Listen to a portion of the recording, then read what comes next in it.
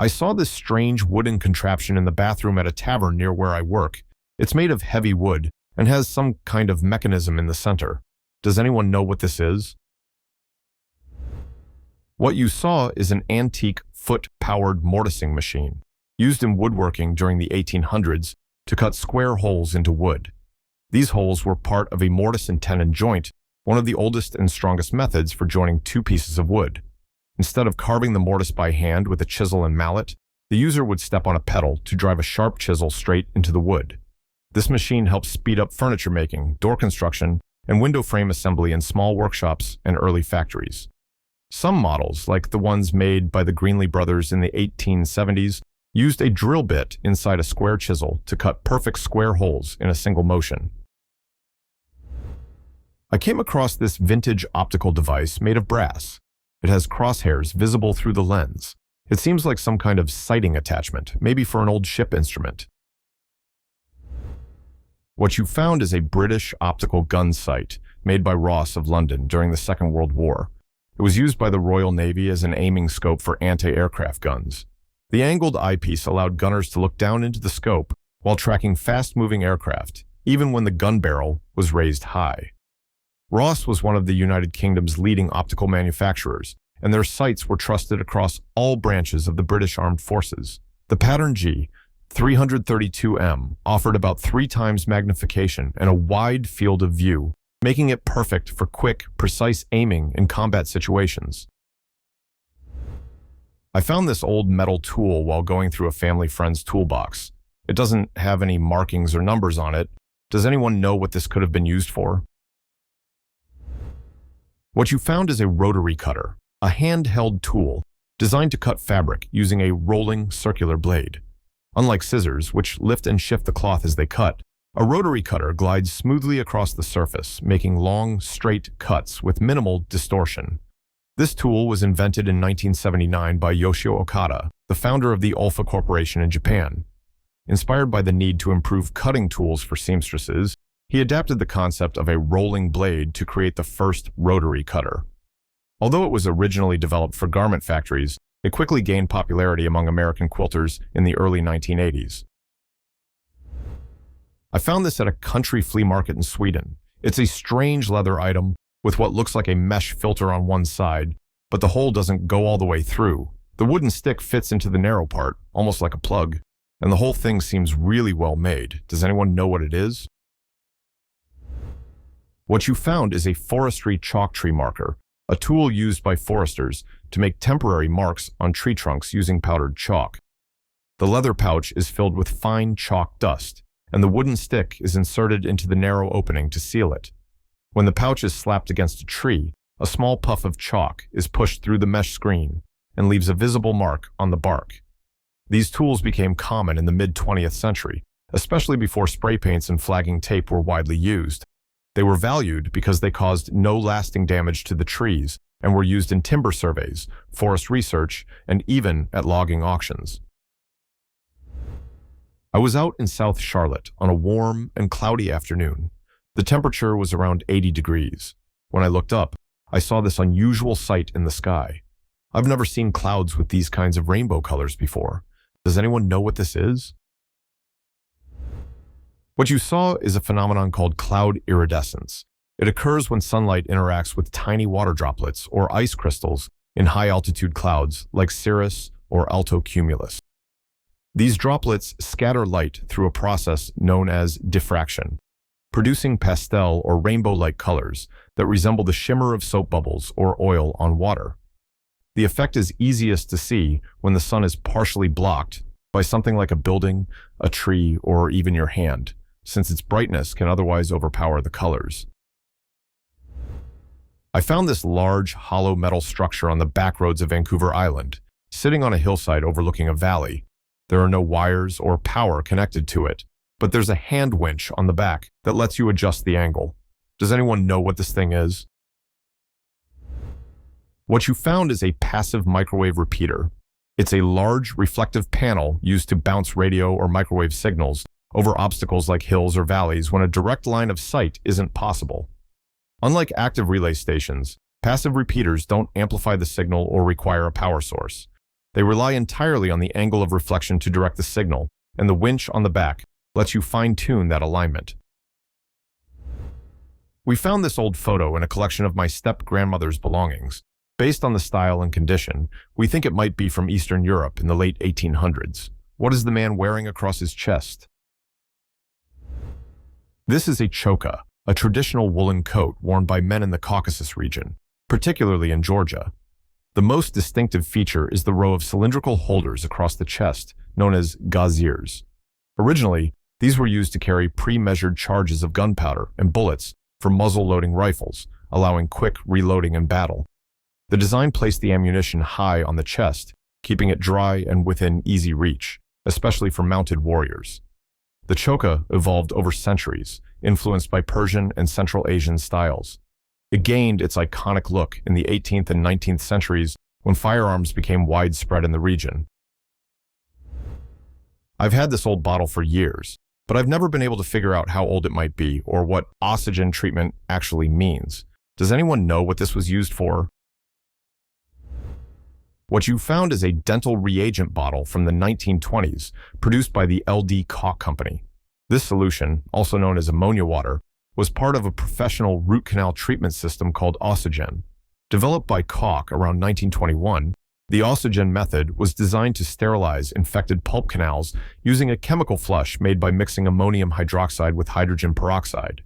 Dentists applied this solution inside the tooth to disinfect and prepare the canal before sealing it with an alkaline filling paste. I came across these blue dome-shaped objects in a field in Saskatchewan. They seemed to be scattered randomly and looked rigid, not like fabric. Does anyone know what they are? These are leafcutter bee shelters, commonly known as bee domes. These bright blue structures are used in Western Canada to house alfalfa leafcutter bees, solitary pollinators that outperform honeybees on crops like alfalfa. Inside each dome are rows of nesting boards with small tunnels where female bees lay their eggs and build nests using bits of leaves. By placing these shelters directly in the fields, farmers significantly boost pollination rates and crop yields. Unlike honeybees, leafcutters have no hive or queen. Each female works independently, yet they nest together in these bee condos. Farmers collect the cocoons at the end of the season, store them over the winter, and restock the domes the following year. I found this large machine in the basement of the supermarket where I work. The space is used for long-term storage. On the other side of the machine, there's a cartoon-style drawing of a baker. Does anyone know what it is? What you found is a conical dough rounder, a piece of industrial bakery equipment made by Werner and Fleiderer, a German company that's been designing bread machinery since the late 1800s. This machine was used to take raw, divided pieces of dough and gently roll them into smooth, uniform balls, ready for proofing and baking. It works using a rotating cone and a spiral track that mimic the circular motion a baker would make with their hands, only much faster and more consistent. Werner and Fleiderer began producing machines like this as early as the 1890s in response to the growing demand for mass-produced bread. These rounders helped automate what had previously been a fully manual task, and by the early 20th century, they were being used everywhere, from large commercial bakeries to military field kitchens. I found this while scuba diving in a river in Eastern Europe near a small town with some World War II history. It looks old, and I was wondering if it might be related to the war. Does anyone know what this is? What you found is a Wehrmacht gas mask canister from World War II, officially known as the Gasmaskenbuchse. It was designed to keep the mask clean, dry, and protected from damage with a tight sealing lid and a spring-loaded bottom that helped push the mask out quickly in an emergency. Although every German soldier was required to carry one, gas masks were almost never used in actual combat. Fearing retaliation, chemical weapons were never deployed on a large scale during the war. As a result, many soldiers ended up using the canister to store personal items like food, cigarettes, or extra gear. I came across these heavy-duty steel doors near Stonington, Connecticut. They're located close to an industrial area behind the Pawcatuck River, which separates Connecticut from Rhode Island. Does anyone know what they are used for? This is a heavy-duty flood protection door. These massive steel gates are built into flood walls, levees, and are designed to swing shut during coastal storms or river flooding. Under normal conditions, they remain open to allow traffic or water to pass through.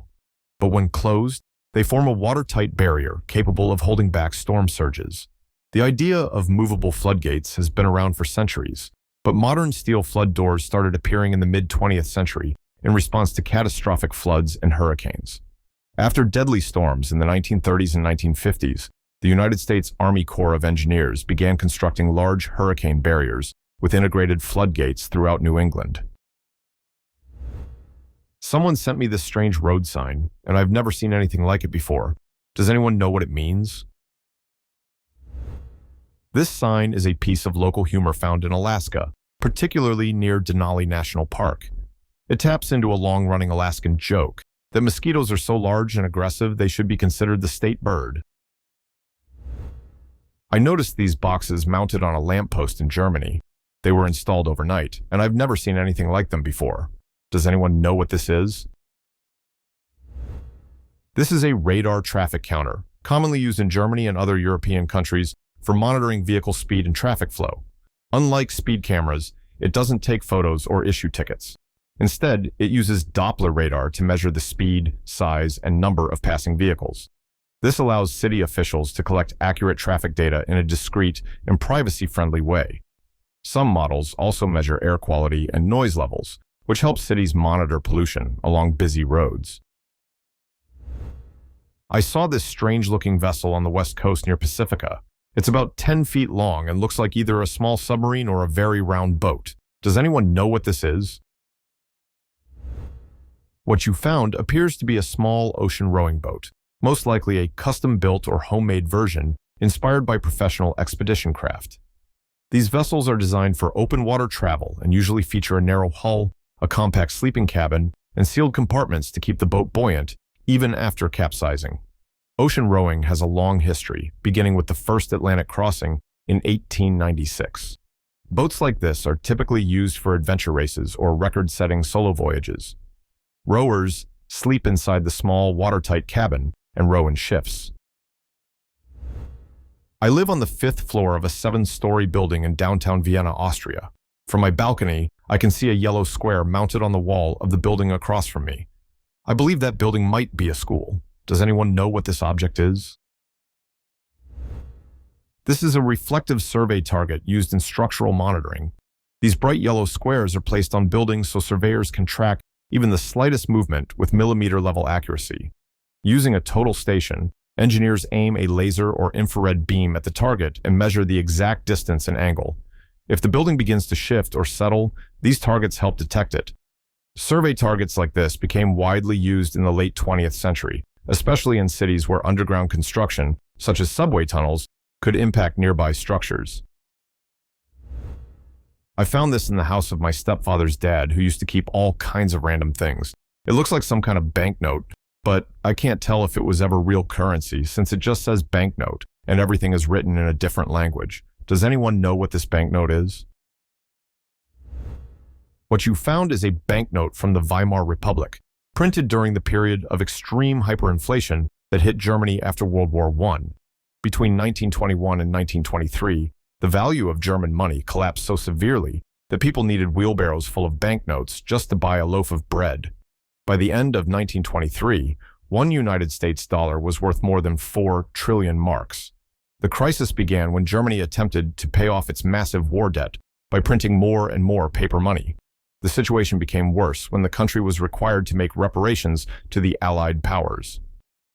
In 1923, after French and Belgian troops occupied the Ruhr industrial region, Germany ordered workers to go on strike and paid them using newly printed banknotes.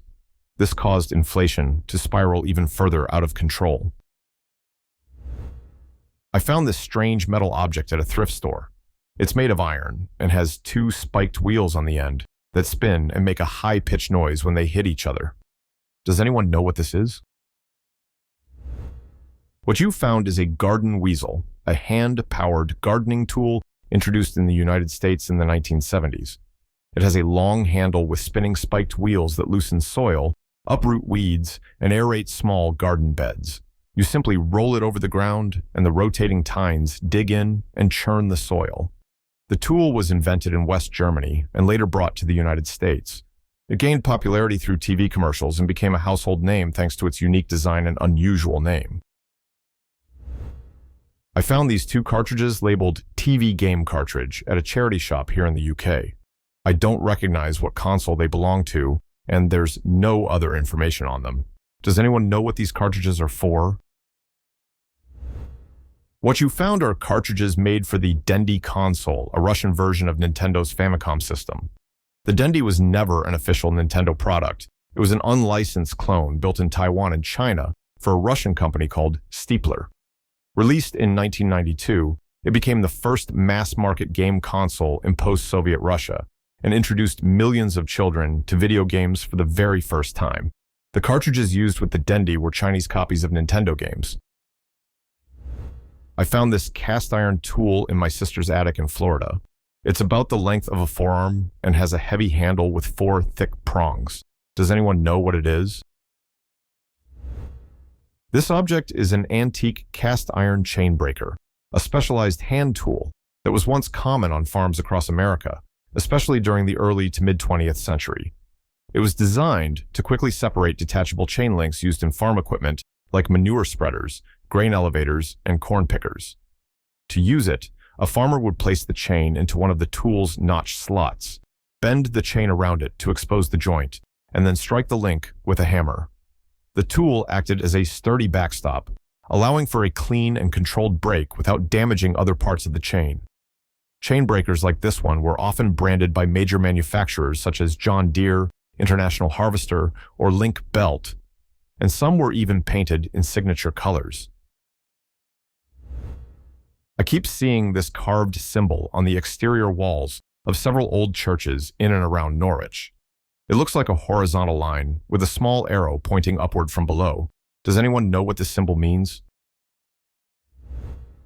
This is a stone benchmark, a carved surveying mark used for measuring elevation.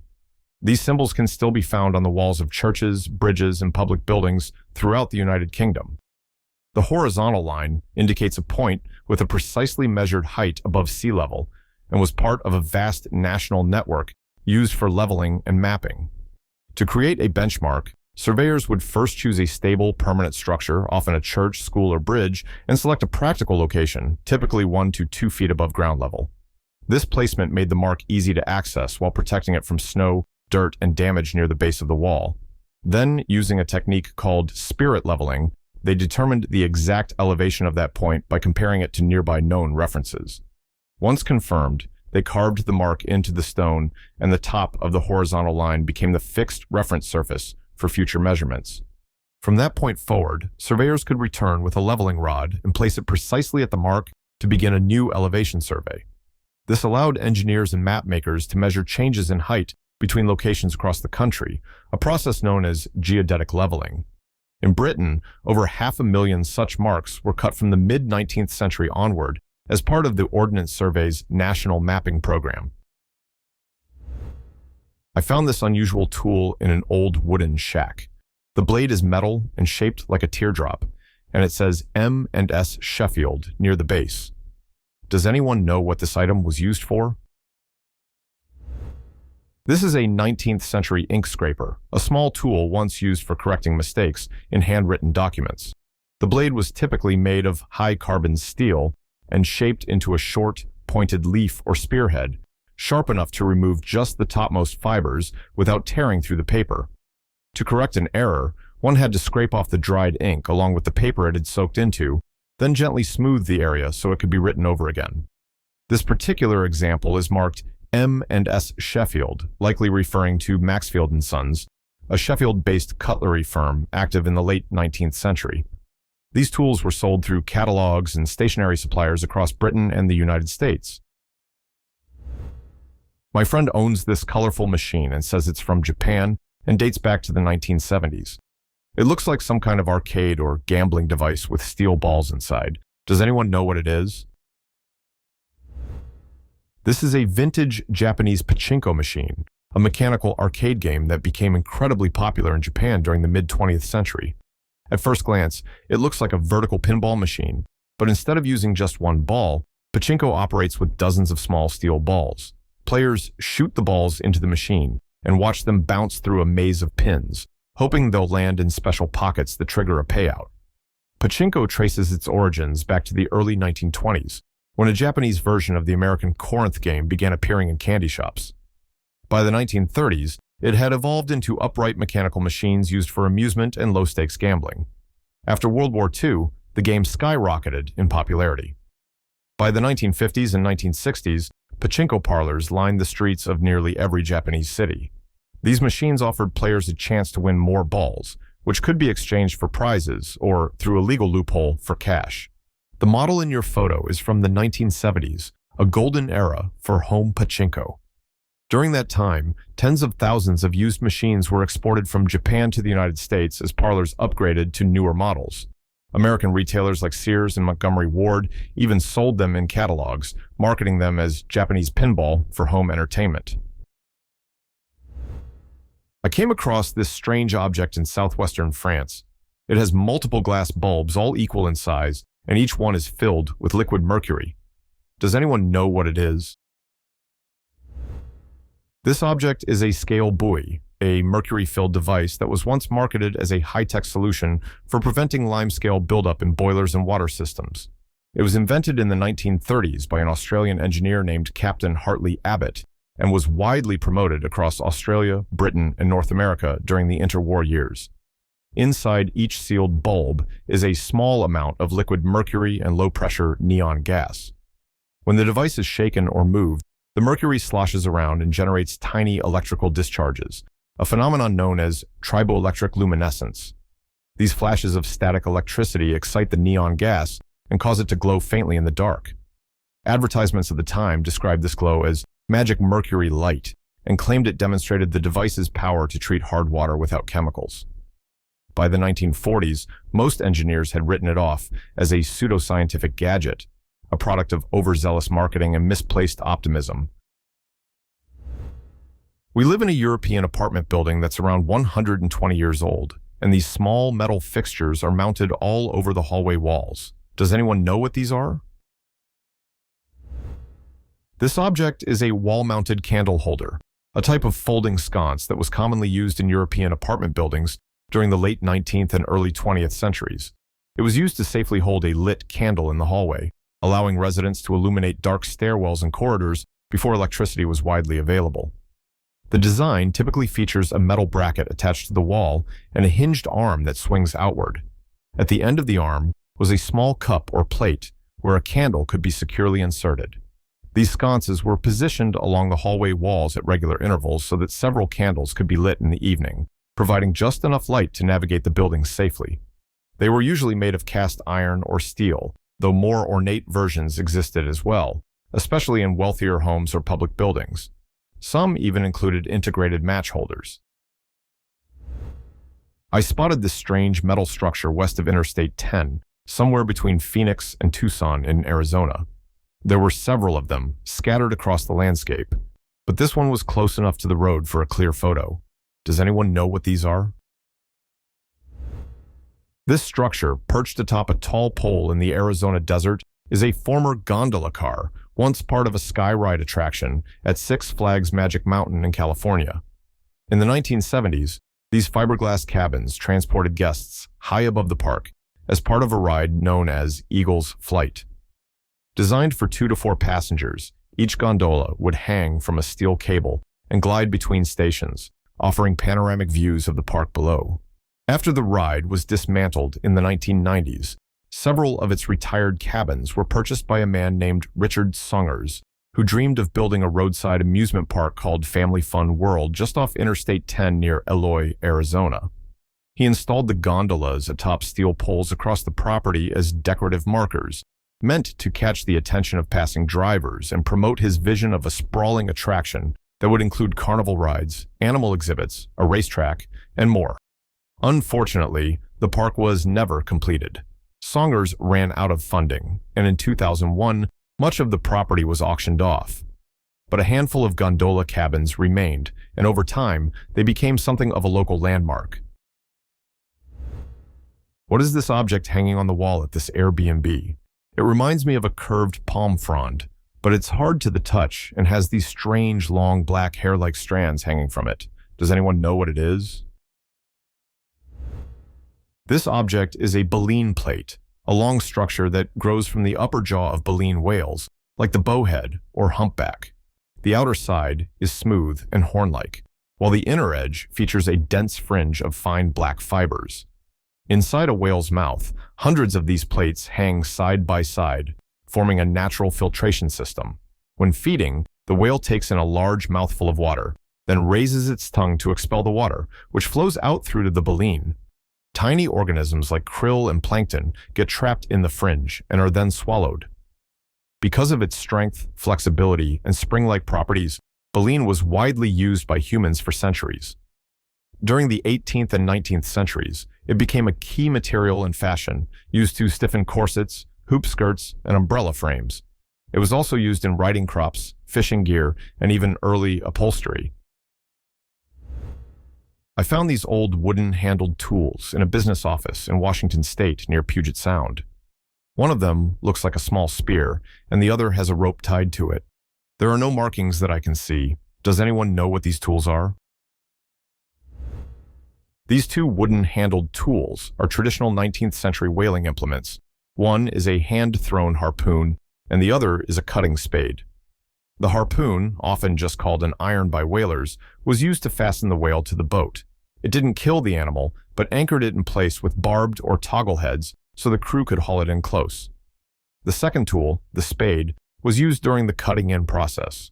With a sharp, flat steel blade attached to a long wooden handle, it was used to slice through thick blubber and connective tissue. These tools were widely used during the golden age of American whaling, especially in ports like New Bedford and Nantucket between the 1830s and 1850s. I spotted this unusual wooden object mounted on the wall of a German restaurant in California. It has a wide, paddle-shaped top and what looks like a sliding mechanism with angled blades in the center. Does anyone know what this item was used for? This object is a traditional wooden cabbage slicer, also known as a kraut cutter or Krauthobel in German. It was used to slice cabbage into thin strips, typically for making sauerkraut. The design includes a flat wooden board with a set of sharp metal blades and a sliding wooden box that holds a chunk of cabbage. By moving the box back and forth, the cabbage would pass over the blades and fall out the bottom as finely shredded slaw. These slicers were essential tools in many German and Central European households from the 19th century through the early 20th. In German communities, kraut making was a seasonal tradition, usually held in the fall, when families would gather to shred large batches of cabbage for fermentation. We found this strange device at our workplace. It's a small plastic box with a single button, and whenever you press it, a random sequence of numbers appears on the screen. Does anyone know what this device does? This small electronic device is a Star Wars The Old Republic security key, a two-factor authentication token once used to protect player accounts in the online game Star Wars The Old Republic. When logging in, players would enter their password and then press the button on the key to generate a unique 6-digit code. That code changed every 30 seconds and was required to complete the login, adding an extra layer of security. The device was included in the collector's edition of the game, released in December 2011. It helped ensure that even if someone learned your password, they still couldn't access your account without the key itself. I found this small object in an old nightstand. It's about 3 inches long and came in a lined case with the label A. Lance Marseille Rue Saint-Ferréol. Does anyone know what this is? This object is an antique cigarette holder, most likely made in France by the luxury brand Lancel. It was designed to hold a cigarette or small cigar, allowing the smoker to enjoy it in a more refined and comfortable way. Cigarette holders like this were especially popular from the late 19th century through the mid-20th century. They served several purposes: keeping smoke and ash away from the face, preventing nicotine stains on the fingers or gloves, and delivering a slightly cooler, cleaner smoke. But beyond function, they were also considered fashionable accessories, especially among the upper classes and the bohemian elite. I found this unusual object in an old castle. It was tucked away in a side room filled with miscellaneous items, mostly kitchen-related. It has a wooden body and a few unusual-looking handles on top. Does anyone know what this device was used for? This object is a Victorian-era rotary knife cleaner, also known as Kent's patent knife cleaner, named after its inventor, George Kent. It was developed in the mid-19th century as a labor-saving device for quickly polishing and maintaining steel knives, a necessity in an era before stainless steel became standard. The machine consists of a hand-cranked wooden drum mounted on a cast-iron frame. Knives were inserted into the slots on the top of the drum, and an abrasive powder was poured inside. As the user turned the crank, internal leather and bristle brushes would rotate against the blade surfaces, polishing them while also removing rust and tarnish. George Kent patented the first version of this device in 1844, and over the next few decades, the design was improved and expanded.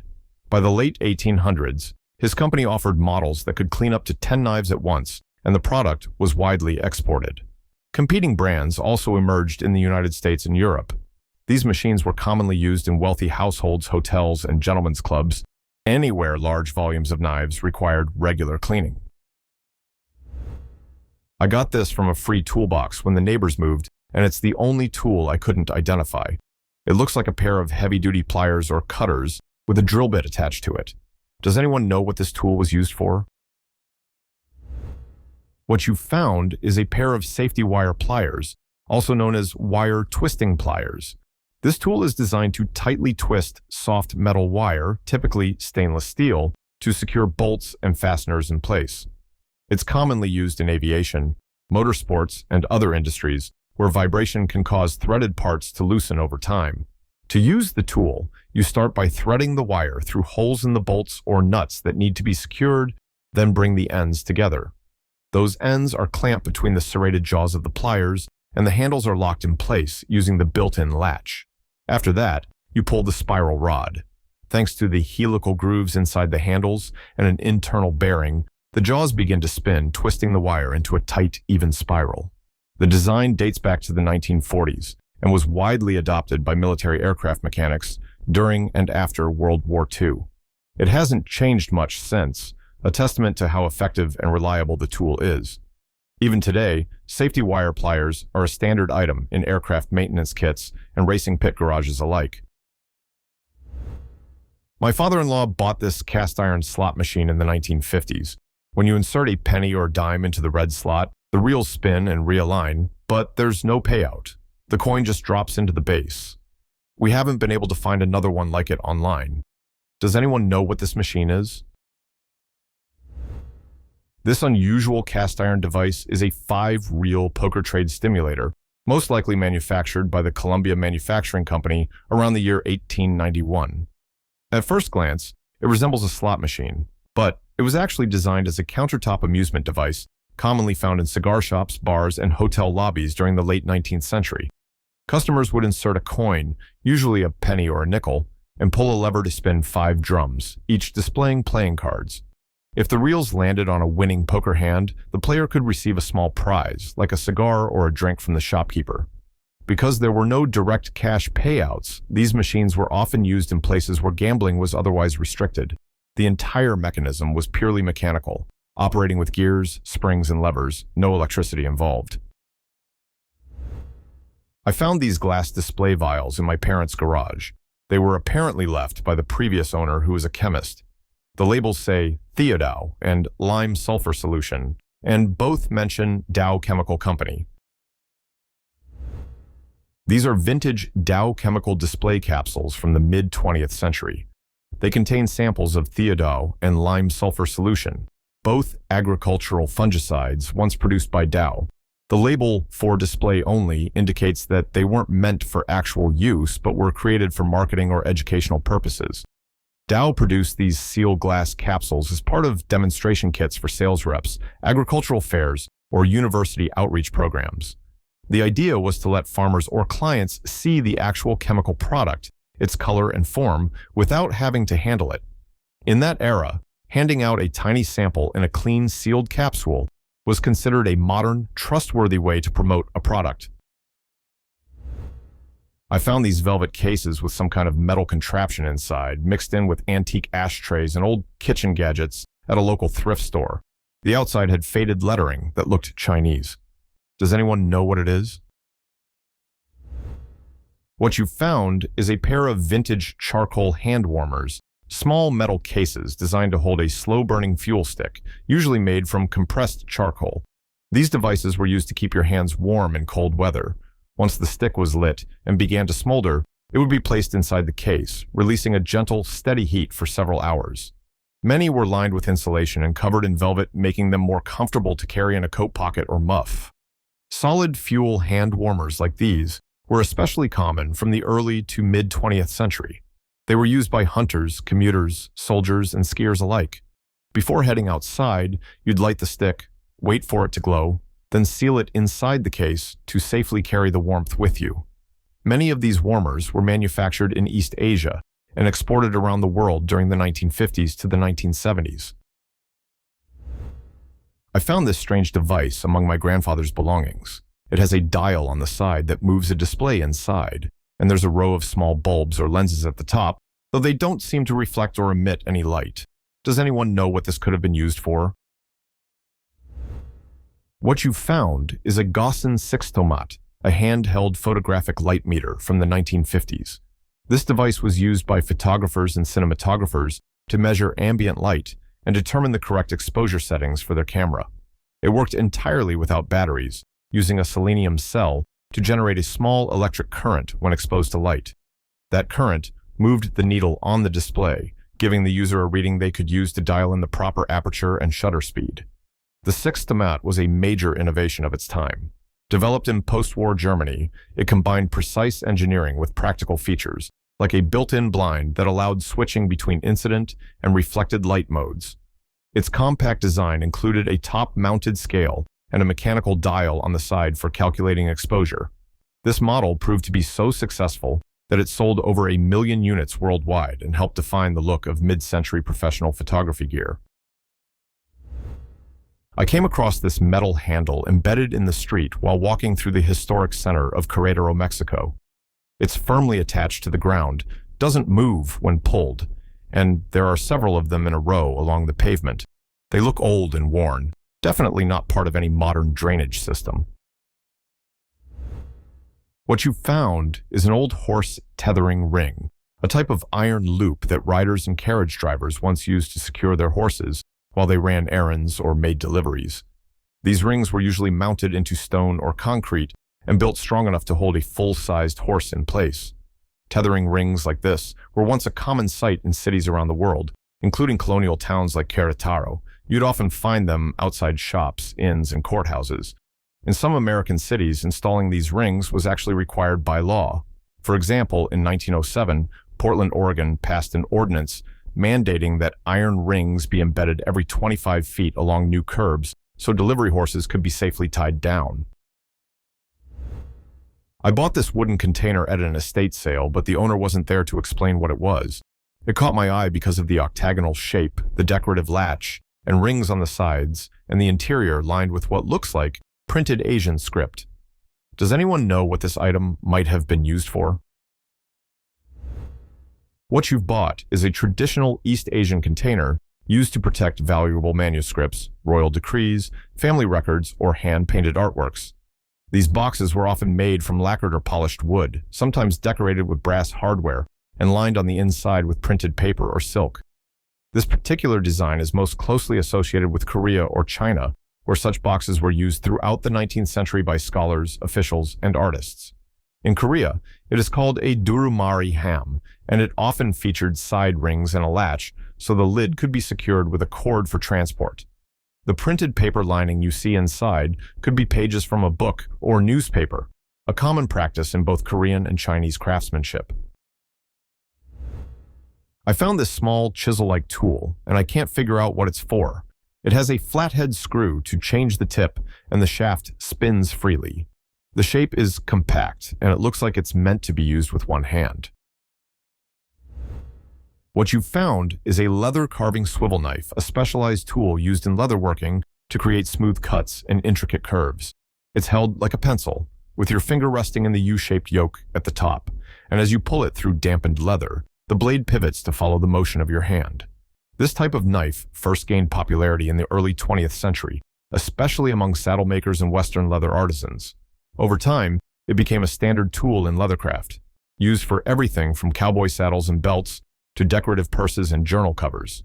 Even today, the swivel knife remains an essential tool for leatherworkers, hobbyists, and artists. For anyone interested in traditional leather carving, it's one of the first tools you learn to master. I found this small, ornate item at a yard sale in Madera, California. One of the utensils has sterling engraved on it, along with some other words I couldn't make out. It feels fairly heavy and has a lot of intricate detailing. For size reference, it's about as tall and wide as a 2-ounce soda bottle, and the metal feels a bit like iron. What you've found is a Victorian pickle caster, a decorative serving jar used in the 19th century to present pickled fruits and vegetables at the dining table. These pieces typically consisted of a glass jar nestled inside an ornate silver-plated frame, topped with a matching lid and accompanied by a small set of tongs or a fork for serving. Pickle casters became especially popular in the United States during the 1870s and 1880s, at a time when formal dining and elaborate table settings were seen as a mark of sophistication and prosperity. They weren't just used for cucumbers. Victorian hosts would serve all kinds of pickled delicacies: onions, cauliflower, cherries, even pickled peaches. American silver companies like Meriden Britannia, Reed and Barton, and James Tufts produced hundreds of designs, often pairing their frames with vibrant art glass inserts, sometimes decorated with enamel flowers or gold accents. The most elaborate models featured claw-footed stands, Gothic or Japanese-inspired arches, and sculpted finials shaped like birds, cherubs, or pineapples.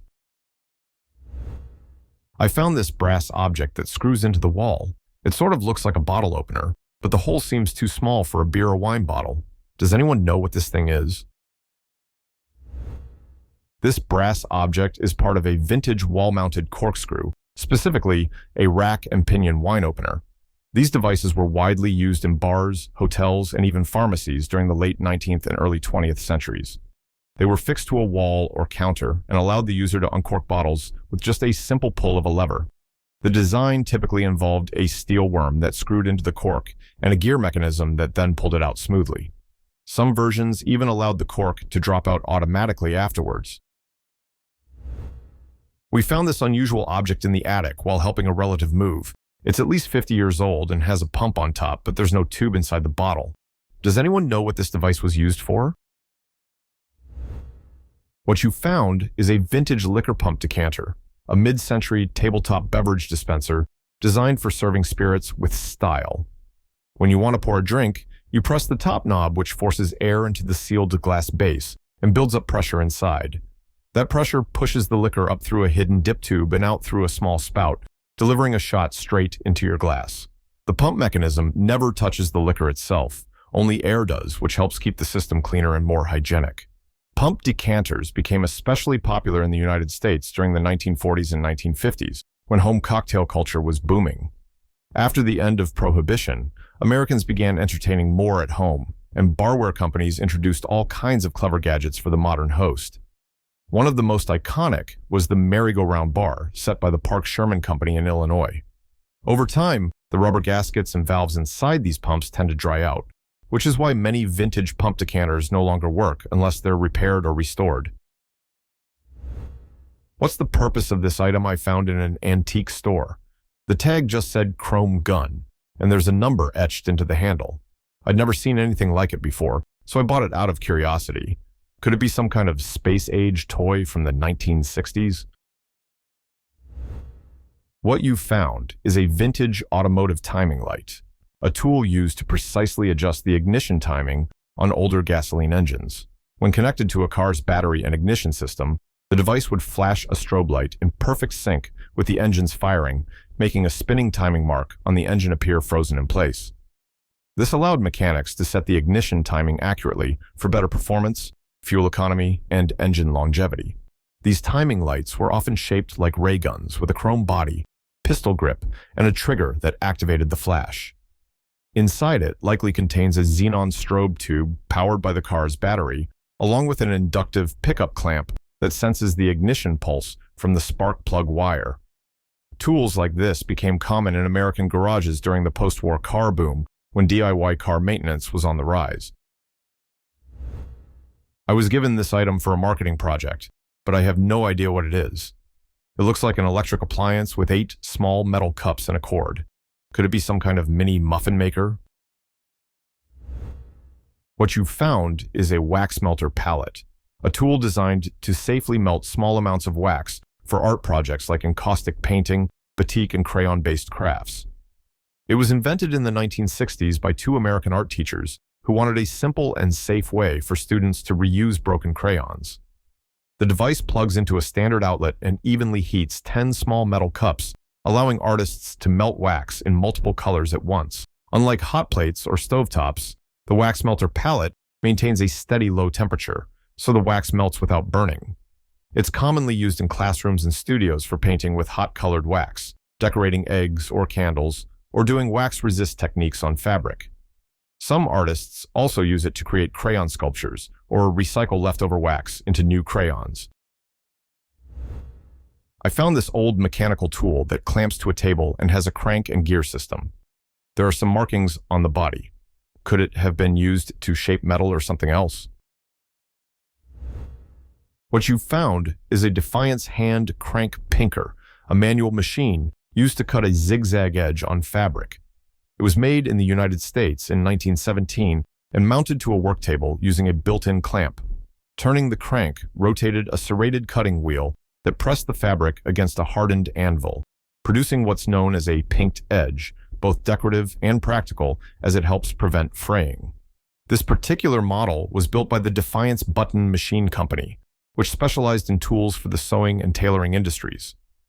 Machines like this were used by dressmakers, tailors, milliners, and even leather workers to quickly finish fabric edges.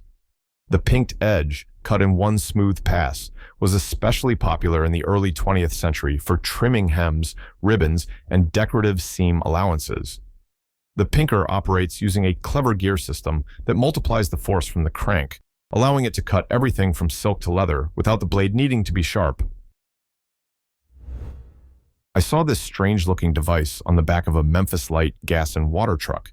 It looked like a giant set of metal bolts or insulators mounted on a platform with ribbed cylinders sticking out in all directions. Does anyone know what it is?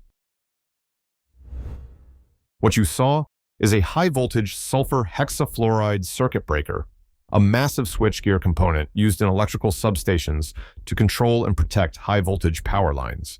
The ribbed, screw-like structures on top are insulators, designed to keep the high-voltage current safely contained.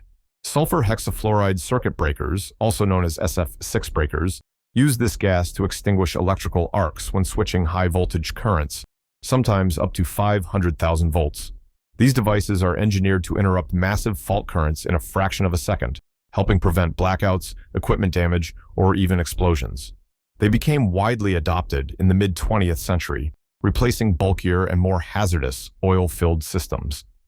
Their compact size and long service life made them a standard feature in substations around the world. I found this strange item in an old barn. It looks like a small wooden barrel that seems to be designed for burning something inside. There's a marking on the bottom where I can make out the letters HLD. The rest is too rusted to read. Does anyone know what this is? What you've found is a vintage bee smoker, a tool used by beekeepers to calm honeybees with smoke while inspecting the hive or collecting honey. This particular model may have been made by the A.G. Woodman Company, a major manufacturer of Bingham-style smokers in the early 1900s. To use it, beekeepers would place smoldering fuel like burlap or dry grass inside the chamber, then squeeze the bellows to blow cool smoke out through the spout. The smoke masks the bees' alarm pheromones and encourages them to stay calm or move deeper into the hive. This made it safer for the beekeeper and less stressful for the bees. The bee smoker revolutionized beekeeping in the late 19th century. Before its invention, harvesting honey often meant destroying part of the colony. Thanks to American innovators like Moses Quimby and Tracy Bingham, the smoker became a standard piece of equipment, and the basic design hasn't changed much in over 140 years. I found this unusual object that looks like a scepter or ceremonial staff. It has a spiral, horn-shaped handle and a silver sphere mounted on top that spins. Does anyone know what it is? What you found is an Edwardian table cigar lighter, a type of decorative spirit lamp once used to light cigars in gentlemen's smoking rooms. The spiral handle is made from antelope horn, and the silver sphere on top serves as a reservoir for lighter fluid and holds a fabric wick. The orb is mounted on pivots, allowing it to stay upright no matter how the horn is tilted, keeping the flame steady and preventing fuel from spilling. Lighters like this became popular in the late 19th and early 20th centuries during the height of cigar culture in Britain and the United States. Wealthy hosts often used them to impress their guests after dinner. These lighters were typically crafted by silversmiths in London and Sheffield, including well-known firms like Joseph Bram and Walker and Hall. I found this metal device at my grandparents' house. It has a lever that adds 1 to the total and a dial that advances all the digits in sync, going from something like 11,115 to 22,225. The base has 4 mounting holes, and there's a data plate labeled Durant Digital Instruments. What you found is a mechanical tally counter. It was used in industrial settings to keep track of repetitive operations, such as how many times a machine stamped, printed, or cycled through a process. This particular counter was manufactured by Durant Manufacturing Company, a Wisconsin-based firm founded in 1879 by Walter Durant. He originally designed his first counter to track flour sacks in a mill. By the early 1900s, Durant counters were found in all kinds of machinery, where accurate counting was essential for quality control and meeting production targets. We found this unusual object on display at the Royal Regalia Museum in Brunei. It was presented as a gift to the Sultan, but there was no explanation about what it actually is. It looks like a small wooden bench with a curved horn-shaped handle ending in a metal scoop or paddle. Does anyone know what this item was used for? What you found is a traditional coconut grater used to extract coconut flesh by hand. It's a common tool in many tropical cultures where coconuts are part of everyday cooking. The user would sit on the bench and press a halved coconut against the grater, shredding the white meat into fine flakes. These flakes are then squeezed for coconut milk or added to dishes like curries and desserts. The example you saw in the Royal Regalia Museum in Brunei was presented as a gift to the Sultan in the 1980s. While it may seem humble, these graters often carry deep cultural significance, symbolizing hospitality, abundance, and culinary tradition. In some regions, they're carved in the shape of animals or mythological creatures and are even included in wedding gifts or royal ceremonies. I found this heavy insulated box at a garage sale.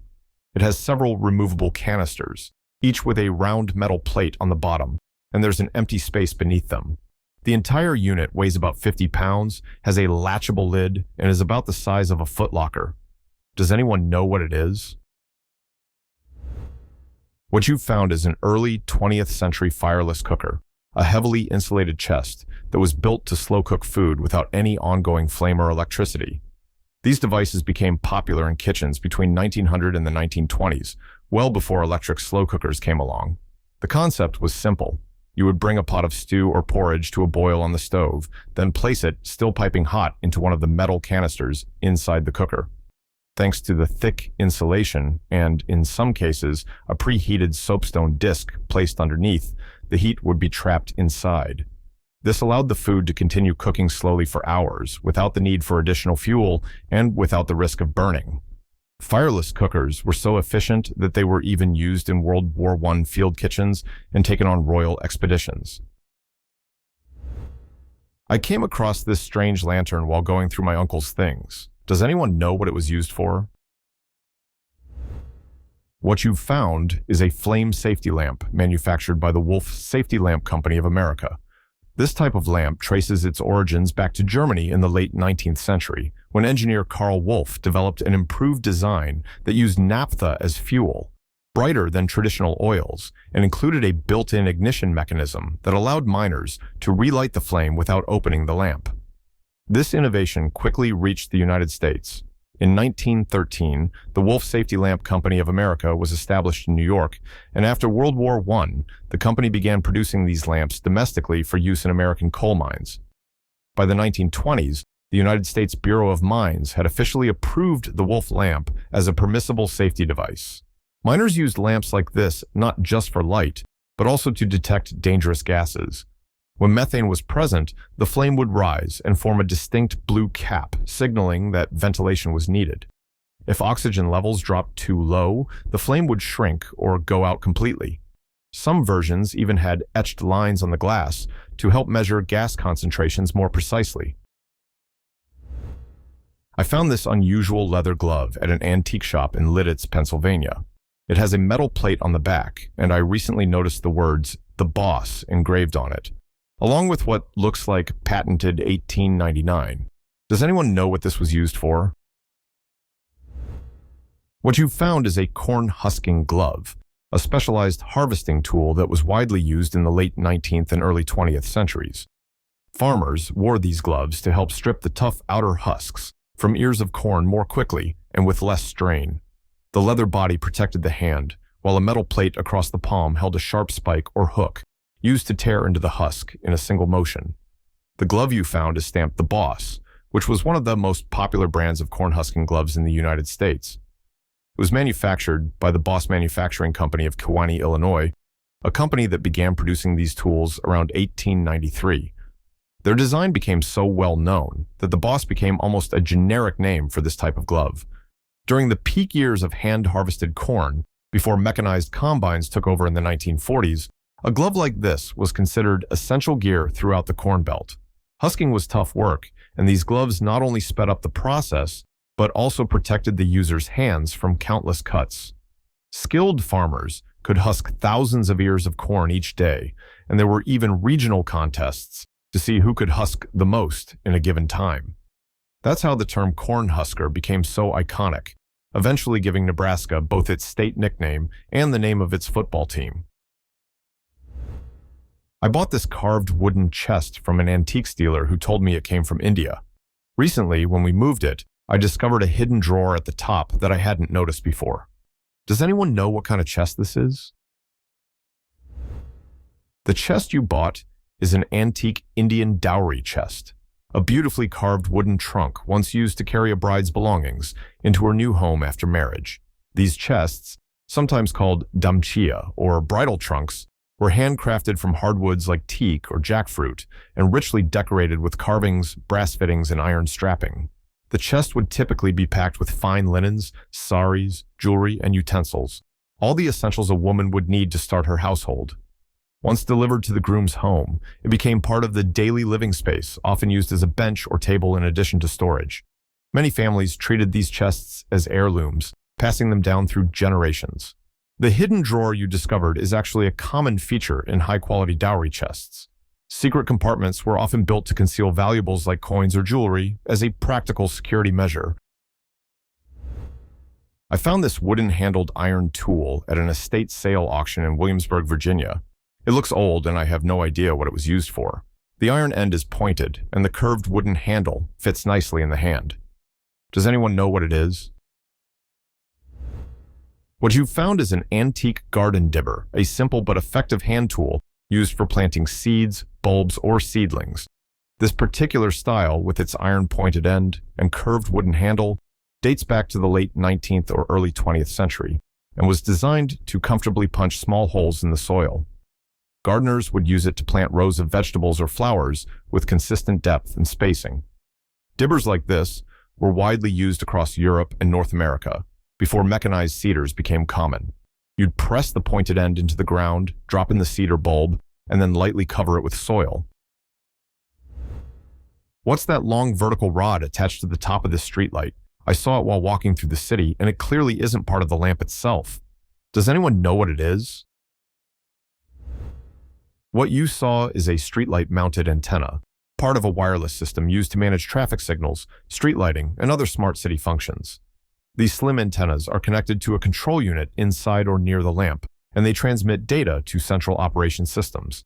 They help cities monitor traffic conditions, adjust signal timings, and remotely manage thousands of streetlights without the need for extra wiring. These antennas started becoming common in the early 2000s as more cities adopted smarter infrastructure. I saw this broken-down arcade machine and was wondering what game it used to be. Is it still possible to play it somehow? For size reference, that white object next to it is a trash can. What you found is an incredibly rare Japanese arcade game called Mario Undokai, which roughly translates to Mario Sports Day. It was released in 1993 by Banpresto under license from Nintendo, and it was never sold outside Japan. The game combined rhythm-based mini-games with light physical activity. Kids would jump or run in place on a special floor pad to make Mario and Yoshi perform on-screen challenges. Unlike most arcade machines of its time, this one wasn't about high scores or fighting. It was more like an early fitness game. Players could race, play rock, paper, scissors, or even complete quiz-style challenges, all by stepping on different parts of the pad. At the end of each session, the machine would reward them with a collectible Mario-themed trading card. I found this device at Goodwill for about 50 cents. It's mounted to the wall and has a crank handle. It looks like some kind of kitchen tool, but I'm not sure. Does anyone know what it is? What you've found is a vintage wall-mounted can opener made by Sears, known as the Single Action. These were sold during the 1960s and were designed to open metal cans with one smooth, continuous motion. Once mounted to the wall or a cabinet, the device stays in place. All you need to do is position a can beneath the cutting wheel, press the handle down, and turn the crank. Openers like this were a staple in mid-century American kitchens, especially in the post-World War II era, when canned foods became a regular part of daily meals. Sears offered these both in stores and through its popular mail-order catalogs. I came across this unusual hammer-like tool while cleaning out an old workshop. It has a wooden handle and a strange head with a curved notch on one side. Does anyone know what it was used for? What you found is a vintage combination bar tool known as the Destapador Rompa Hielo Martillo. In English, that roughly translates to bottle opener icebreaker hammer. This compact gadget combines two functions in one, a hammer for cracking ice and a built-in bottle opener. Tools like this were often handed out as promotional items by breweries and ice companies, making them both practical and collectible. I found this strange metal object in a parking lot. It looks like a twisted iron ring with spiral ends and a long pin. The whole piece is about the size of a coin, and it seems old or hand-forged. What you've found is a penannular brooch, a type of ancient clothes fastener that dates back well over 1,000 years. This particular design with a twisted ring and a long pointed pin was used across Iron Age Europe and later refined by Celtic, Pictish, and Viking cultures. The brooch served both practical and symbolic roles. Everyday versions were typically made of bronze or iron, while high-status examples could be crafted in silver or gold and richly decorated with intricate patterns, gemstones, or enamel. Brooches like this were especially common in early medieval Ireland and Scotland, where they became closely associated with Celtic identity. In fact, they were so culturally significant that during the Victorian era, jewelers revived their design as a romantic symbol of heritage. I spotted this strange site near Agate, Utah, while exploring Google Maps. It's located in Grand County and has no visible markers or signs. What caught my eye were the large sections of different colors, but after searching online, I couldn't find any explanation. These are potash evaporation ponds, part of a working mine near Agate, Utah. They're used to extract potassium salts, which are essential ingredients in fertilizer. The process takes advantage of the desert's intense sunlight and dry air to evaporate water from underground brine, leaving behind crystallized potash. The vivid blue color isn't natural. A harmless dye is added to help the water absorb more sunlight and speed up evaporation. As the minerals begin to settle, the color of the ponds gradually changes, from deep blue to turquoise, and eventually to pale tan or white, as salts build up on the pond floor. In 1963, a deadly underground explosion occurred at the Moab mine, prompting a shift to safer above-ground methods. Since then, this solar evaporation technique has been used in Utah's potash industry. Today, the Moab facility is one of the few places in the United States still producing potash this way. I found this device in the garage of a house I'm renting. It has two cylindrical components with decorative coverings, a metal frame, and several adjustment screws. Does anyone know what this is? What you've found is a coil tattoo machine, a classic type of electric tattooing device that uses electromagnetic coils to drive a group of fine needles up and down at high speed. As the needles puncture the skin, they deposit ink to create a permanent design. This mechanism replaced older hand-poking methods and allowed tattoo artists to work much faster and more consistently, making electric tattooing the standard throughout the 20th century. The first electric tattoo machine was patented in 1891 by New York artist Samuel O'Reilly, who adapted Thomas Edison's electric pen for tattooing. Just weeks later, Londoner Thomas Riley introduced the first coil-based design, and in 1899, Alfred Charles South patented the twin coil configuration that became the foundation of most machines still in use today. My mom bought this item at Goodwill for $6.99 for my 16-year-old son. She thinks it might be a weapon. It's about 16 inches long, made of wood and metal, with a decorative handle and an ornate metal piece at the top, along with a pointed spiral spike. Does anyone know what it is? What you've found is an elephant goad, also known as an ankus, a traditional tool used for guiding and controlling elephants. It features a sturdy wooden handle with a sharp metal spike and a curved hook at one end. Mahouts, or elephant handlers, use the spike to apply pressure to sensitive areas on the elephant's body and the hook to pull or steer, allowing them to direct the animal's movements with precision. The ankus has been in use for over 2,000 years, originating in India and spreading throughout South and Southeast Asia, wherever elephants were domesticated for work, ceremonies, or warfare. Ornate versions, often inlaid with silver, gold, or precious stones, served as symbols of authority in royal courts, while simpler ones were used in logging, transportation, and ceremonial processions. Today, the tool is controversial due to concerns over animal welfare, and its use has been banned or restricted in many places. I found this small handheld tool with a white handle and a spiked metal wheel at the end. The spikes are sharp, but not sharp enough to pierce the skin. What is this tool, and what is it used for? What you've found is called a Wartenberg wheel, a small handheld medical instrument originally designed for neurological examinations. It consists of a slender handle with a rotating wheel at one end, lined with evenly spaced, sharp metal pins. When rolled lightly over the skin, these spikes create a tingling or prickling sensation that stimulates nerve endings without breaking the skin. Doctors use this tool to test nerve sensitivity and reaction, helping to detect possible nerve damage or loss of sensation.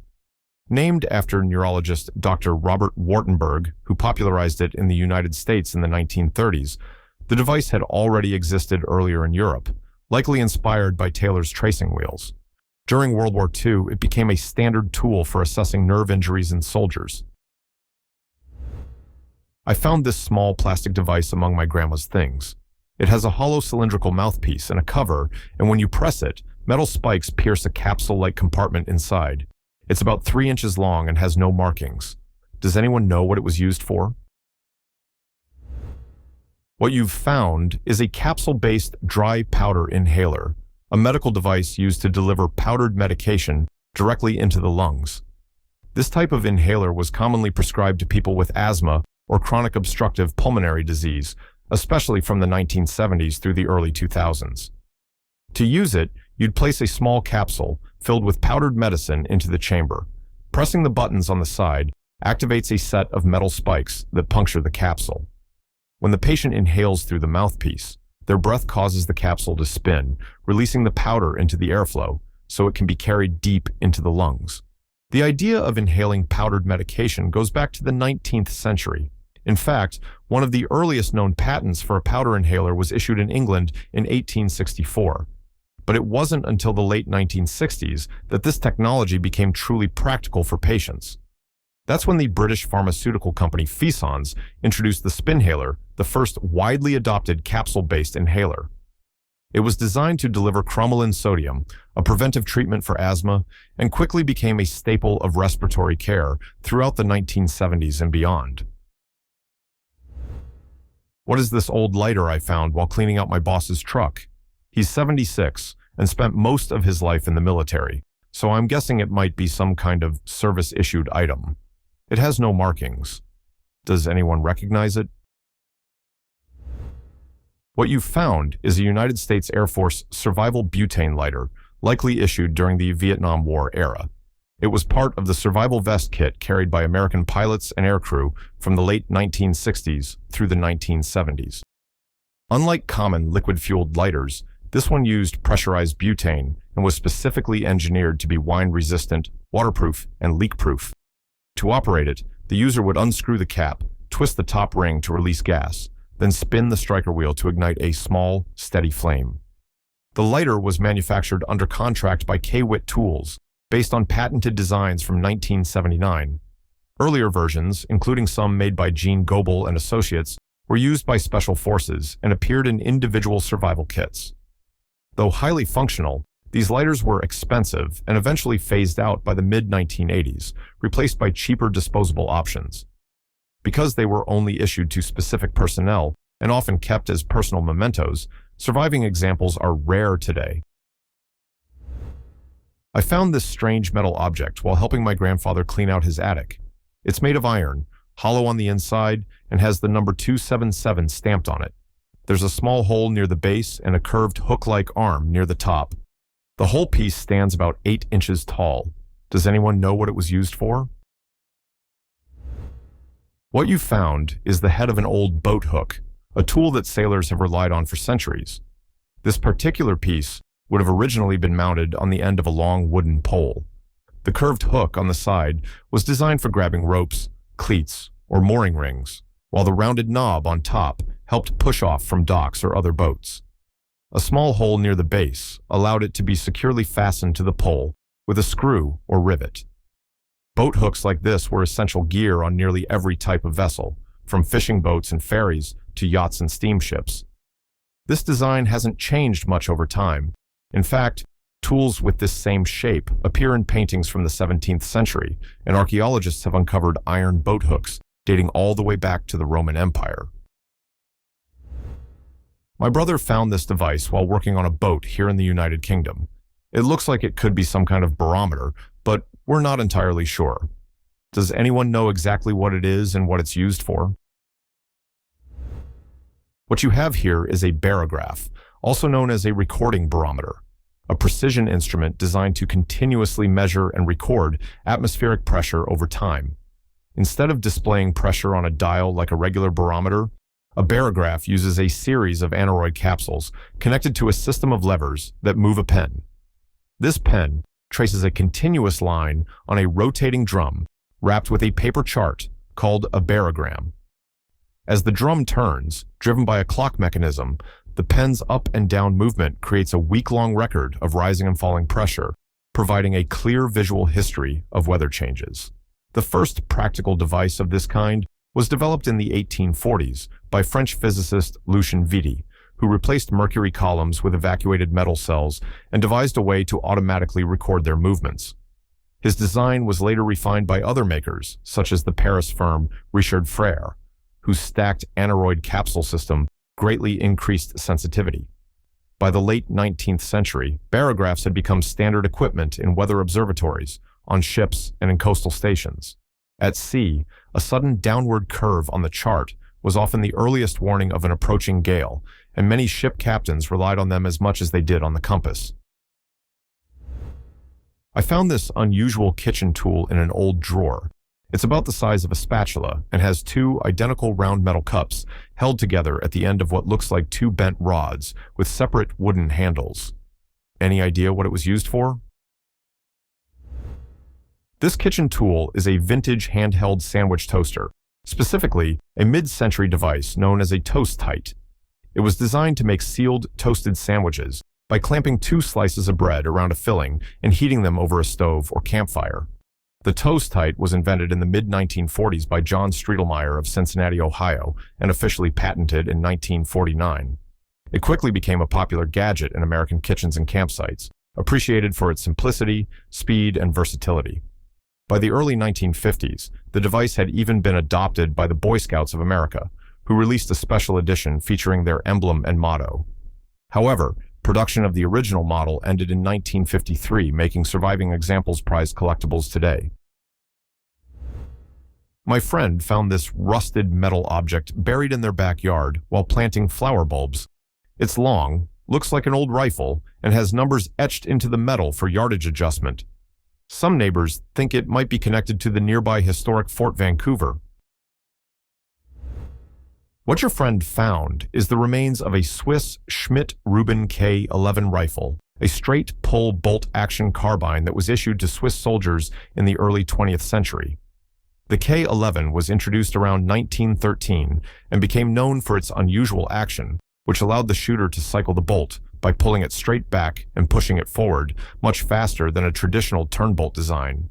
Although Switzerland remained neutral during both world wars, these rifles were widely issued to its citizen soldiers and played a central role in the country's policy of armed deterrence. After the 1950s, many K11s were sold off as military surplus and made their way to the United States, where they were picked up by collectors, hunters, and firearms enthusiasts. I found these metal tools that look a bit like arrowheads. Each one has a groove along the stem that stops right at the base of the blade, and all of them are stamped with the words Bar Brothers. Does anyone know what these are and what they're used for? What you've found is a Bar Brothers spring-eye burlap sack needle, a heavy-duty hand-sewing tool that was once essential for closing coarse fabric bags, such as burlap or gunny sacks, filled with grain, seed, flour, or other goods. These long steel needles feature a distinctive slit or spring eye near the point. Instead of threading twine through a small hole, the user could simply press the cord sideways into the slot, where it would snap into the eye and stay secure during stitching. The broad, flat blade just below the eye pierced the dense weave of burlap, and one sharpened edge could even cut the twine when the job was finished. The Bar Brothers Company began producing these needles in Eugene, Oregon in the 1890s, at a time when sacks were rapidly replacing barrels and boxes for agricultural shipping. By the early 1900s, their needles were widely used across the grain-growing regions of the West, sold through farm supply stores, and listed in catalogs alongside twine and empty sacks. In 1912, Bar Brothers relocated to Oakland, California, and continued production until bag closing machines gradually replaced hand sewing in the mid-20th century. While hiking near Boulder City, Nevada, I came across this tall, rusted metal post. It has a pipe-like opening on one side and a small hinged door. Does anyone know what this is and what it was used for? What you've found is called an Iron Ranger, a secure, unattended fee collection box that was once common in United States parks, trailheads, and campgrounds. Built from heavy-gauge steel, these rugged posts served as self-service stations where visitors could pay entrance, parking, or camping fees when no ranger was on duty. You'd fill out a provided envelope, insert your payment, and drop it through the slot, where it would fall into a locked chamber accessible only to park staff.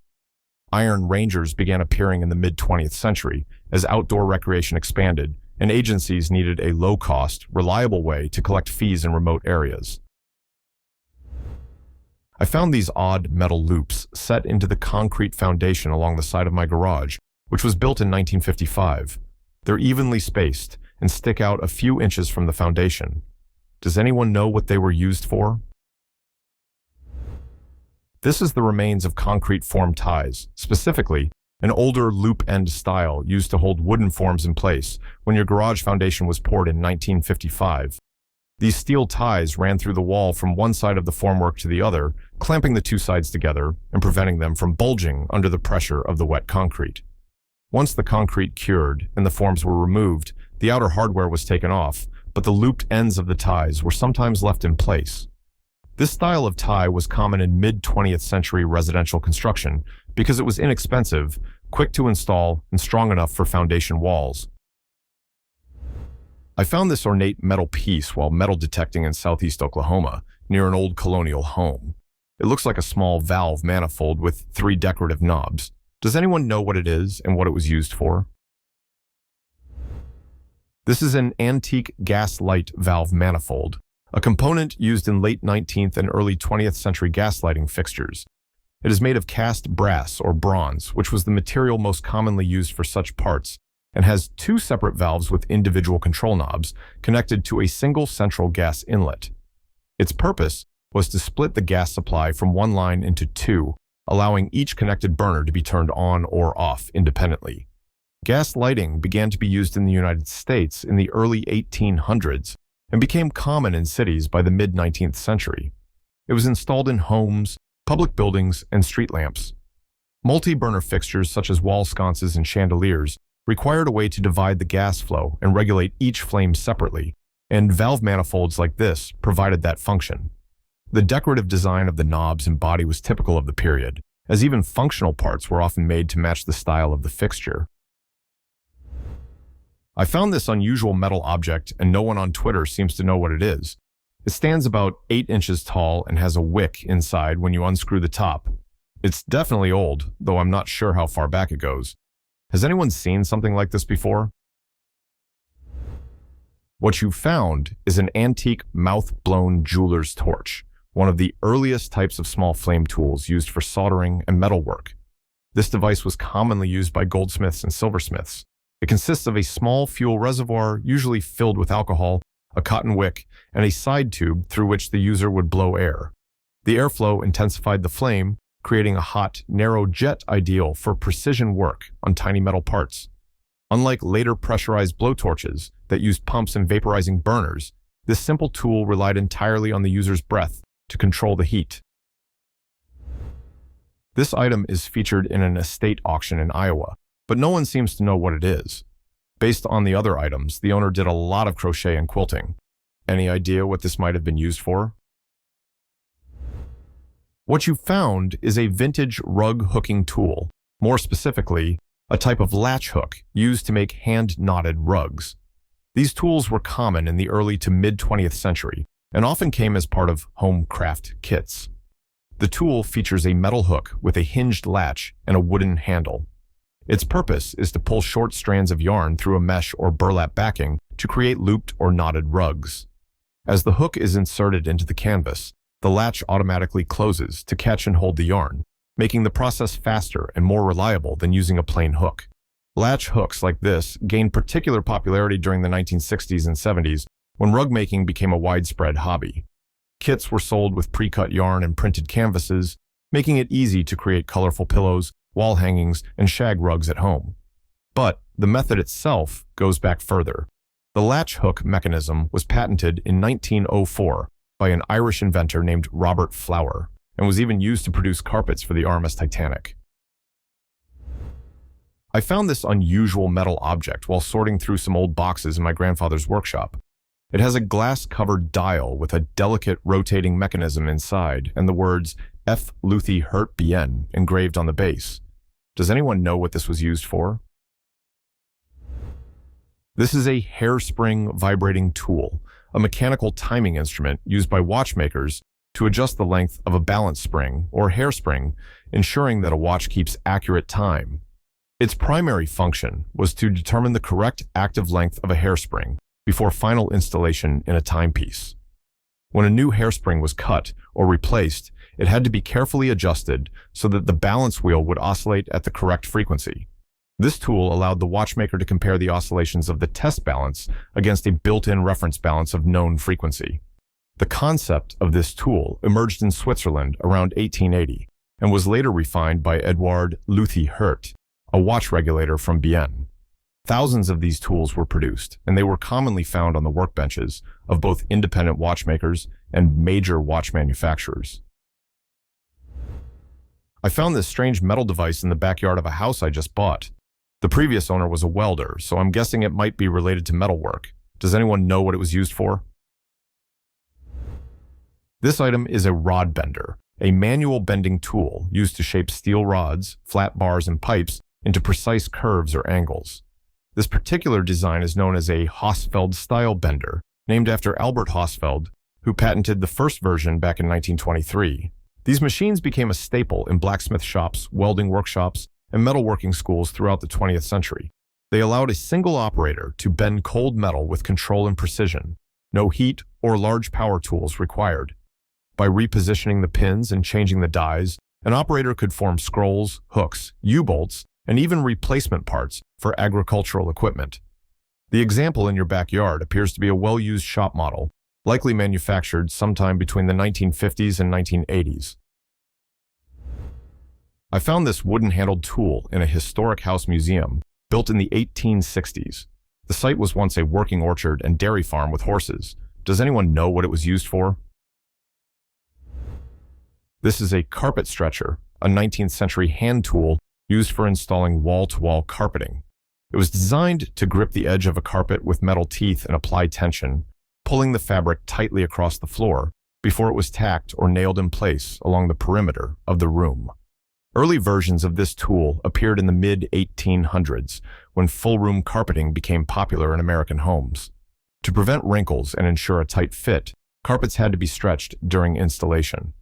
The tool's metal teeth would latch onto the backing of the carpet, and a long handle or lever allowed the installer to apply force, either by pushing against a wall or by bracing a floor-mounted spur. By the 1870s, many patented designs had improved the mechanism.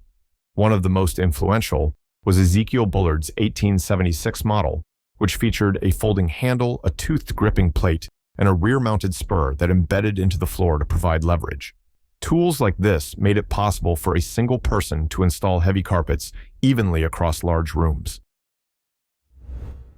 I found this antique metal item in the attic of our new home in Italy. It has a hand crank, and when turned, it winds up a mechanism that slowly spins in the opposite direction. The entire unit is made of metal and says FAF on the top, which I assume is the brand. Does anyone know what it is? What you found is a mechanical spitjack, a spring-powered rotisserie motor used in the 19th and early 20th centuries to slowly turn meat over an open fire. This particular example, marked FAF, appears to be an Italian model, likely manufactured in the early 1900s.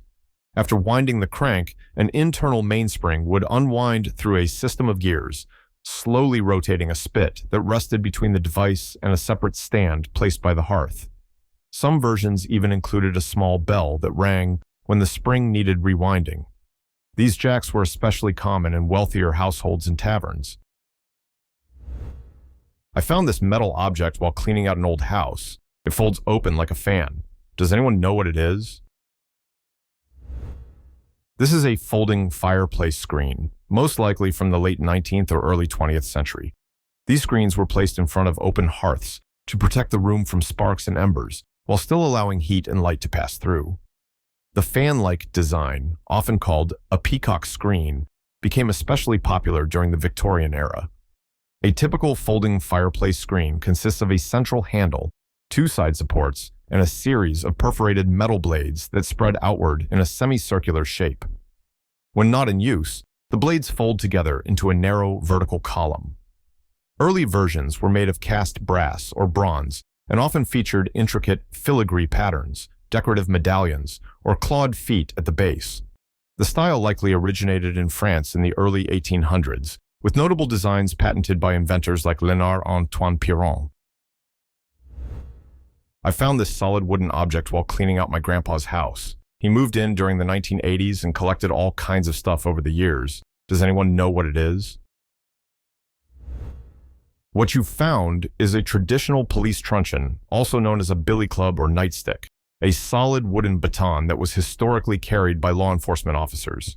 The design dates back to the early 19th century, when police forces in Britain and the United States adopted wooden clubs as standard issue equipment. Officers were trained to use them to subdue suspects, block attacks, or assert authority in close-quarters situations. Early truncheons were typically made from hardwoods like hickory or oak, and often featured a flared handle with a leather lanyard. Some were even personalized with carved decorations, brass fittings, or engraved department insignias.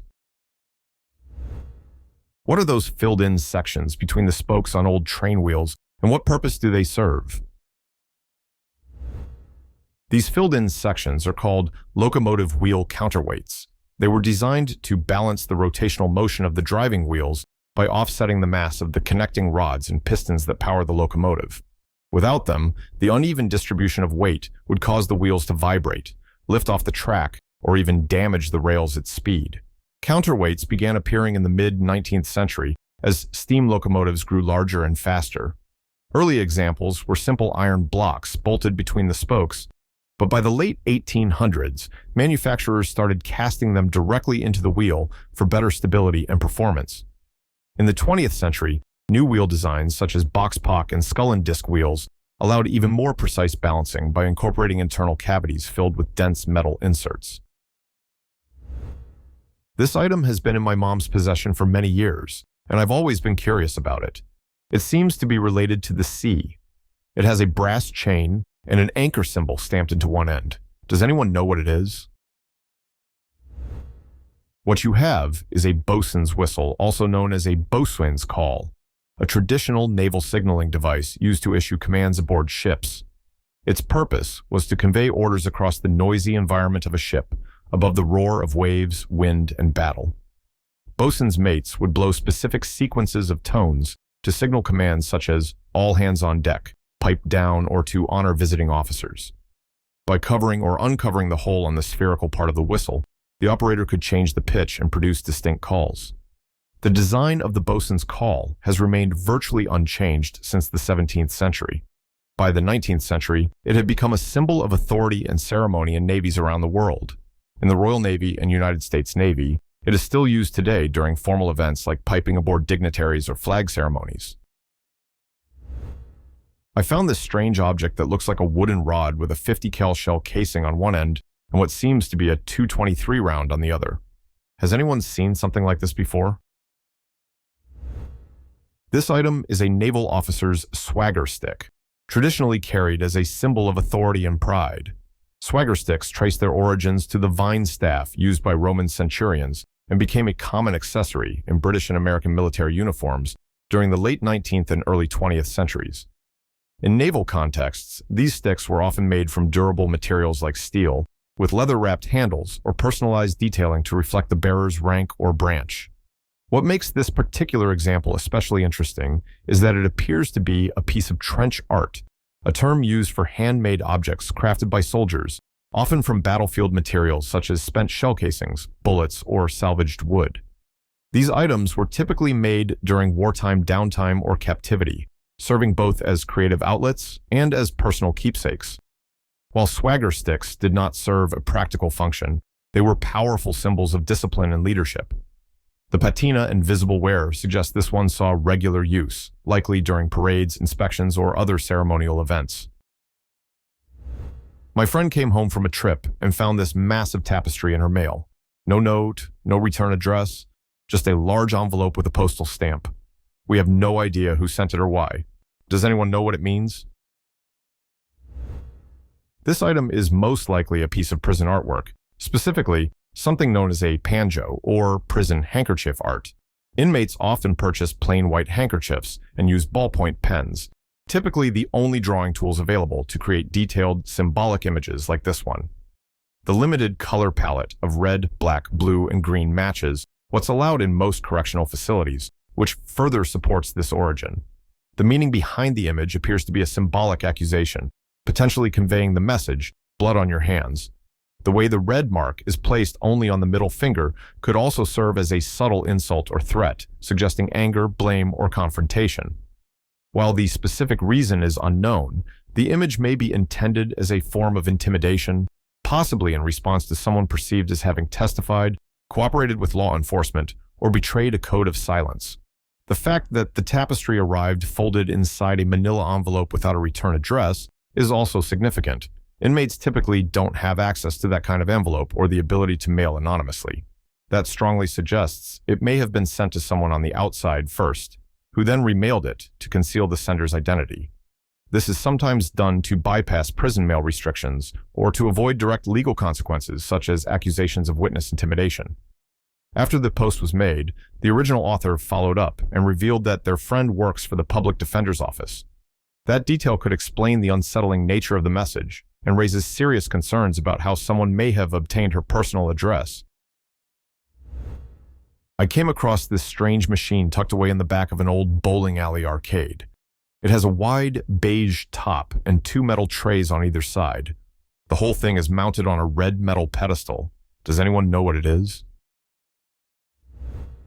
What you found is a vintage bowling score projector, most likely a Brunswick Telly score unit from the 1950s or 60s.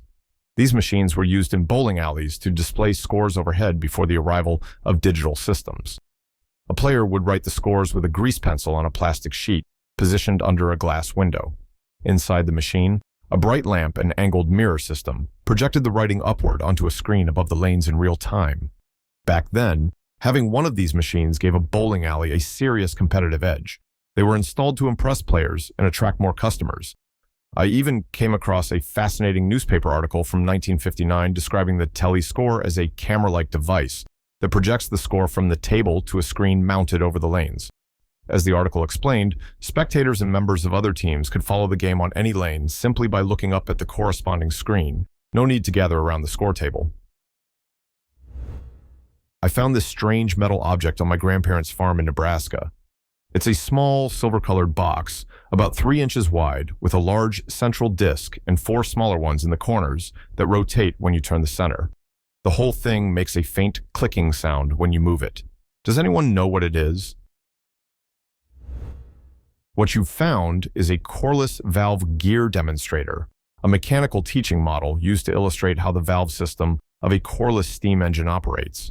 These engines, invented by George Corliss in 1849, were revolutionary for their time and used a unique system of rotary valves to control the flow of steam with exceptional efficiency. When you turn the center dial, all 4 corner dials rotate in sequence, mimicking the motion of the engine's steam and exhaust valves. The soft clicking sound you hear likely simulates the action of the trip mechanism, a spring-loaded latch that snapped the valves shut at just the right moment. These models were commonly used in the late 19th and early 20th centuries as educational tools. Engineers, students, and even salesmen relied on them to demonstrate how the coreless system worked. I found this unusual brass and wooden object while clearing out an old man's house in the Netherlands. The wooden piece fits neatly inside the metal one, and it's dated 1893. Does anyone know what it is? What you found is a bollesprøjte, a traditional Danish kitchen tool used to make tiny dumplings for soup. It was invented in 1926 by a Danish cook named Nicolai Carlsen, and was commonly used in Denmark to prepare melbollur, small flour-based dumplings typically served in chicken or beef broth. To use it, the cook would fill the metal cylinder with soft dough and push it through the tube using the wooden plunger. As the dough came out, it would be sliced off directly into simmering broth, producing perfectly uniform dumplings. I saw this strange object hanging from a tree while walking through the park. It looks like a lantern or maybe a feeder, but I couldn't find anything like it online. Does anyone know what it is? What you found is a pheromone beetle trap, a device used to monitor or control populations of invasive beetles, most commonly the Japanese beetle. It works by releasing a scent lure, typically a blend of floral attractants and synthetic beetle pheromones, which draws beetles toward the trap. Once they arrive, the insects hit the panels and fall into the green container at the bottom, where they can't escape. Traps like this have been in use since the 1920s and became especially widespread after the discovery of synthetic insect pheromones in the 1970s. Today, they are used by gardeners, farmers, and government agencies alike to detect infestations and, in some cases, reduce local beetle populations. I found this beautifully engraved bronze item at an antique shop. It's about 1 foot long, has 2 compartments, and was described as pre-World War I from the Middle East or Egypt. Any idea what this is?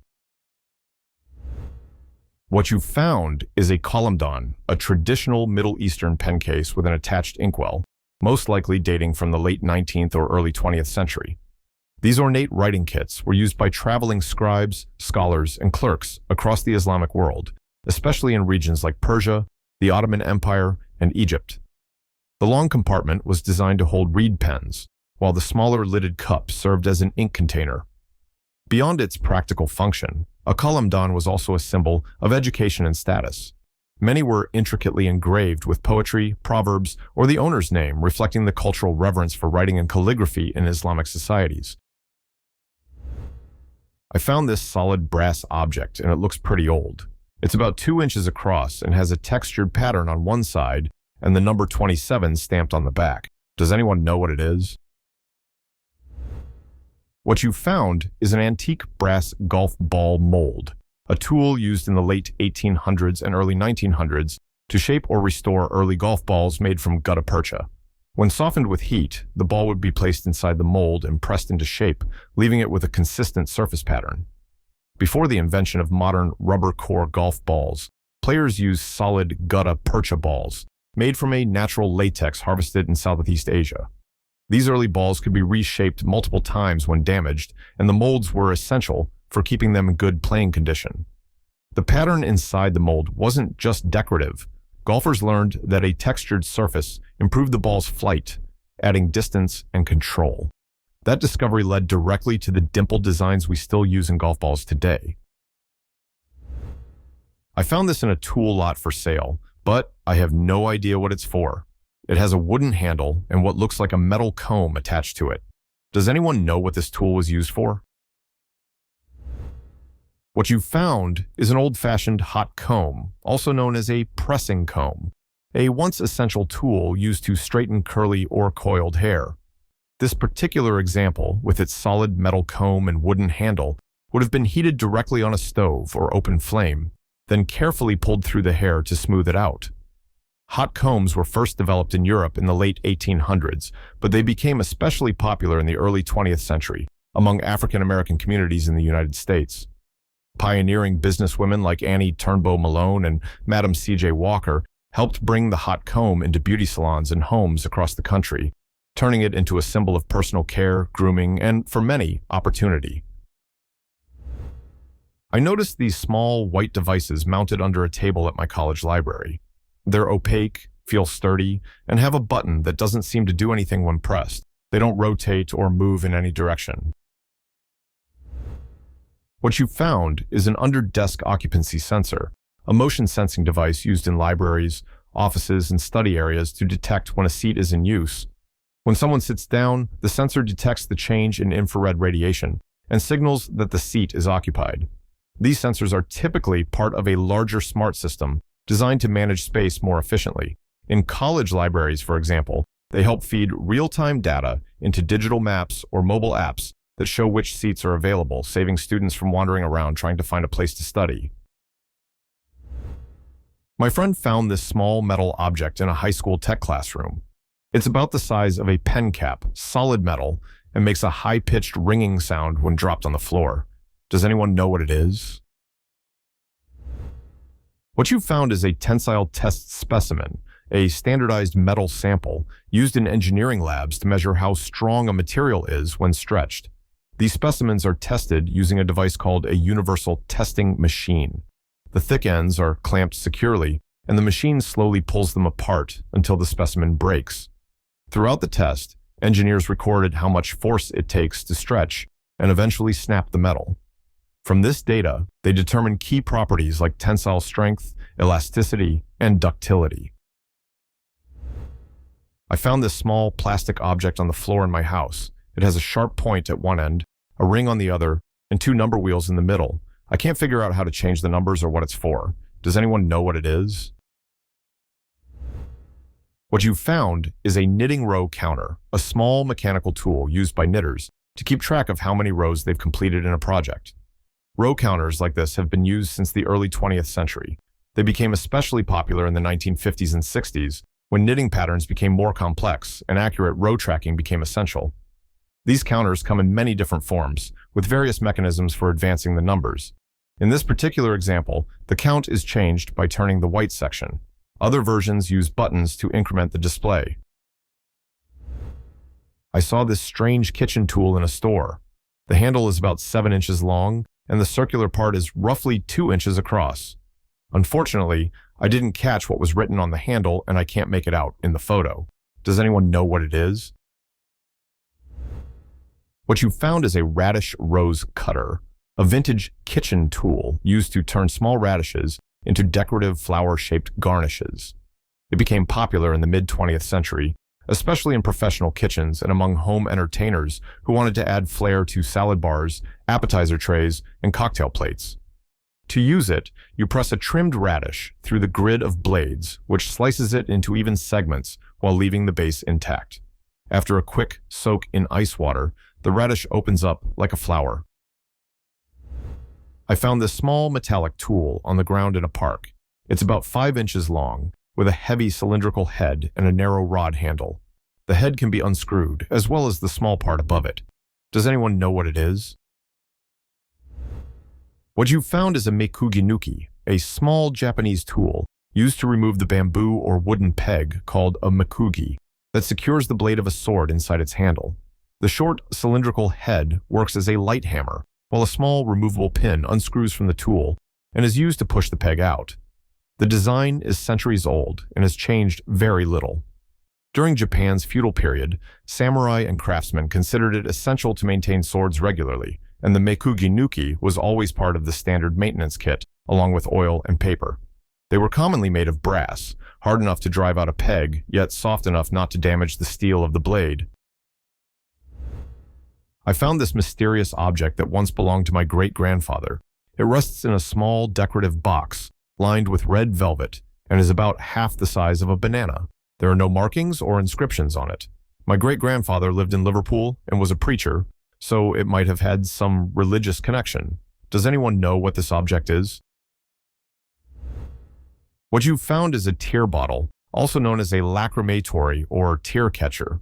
These small vessels, often made of glass, pottery, or alabaster, were historically associated with the idea of collecting tears shed in mourning. The tradition of tear bottles has roots going back to antiquity. Archaeologists uncovered small vials in Roman and Greek tombs that were long believed to be lacrimatories.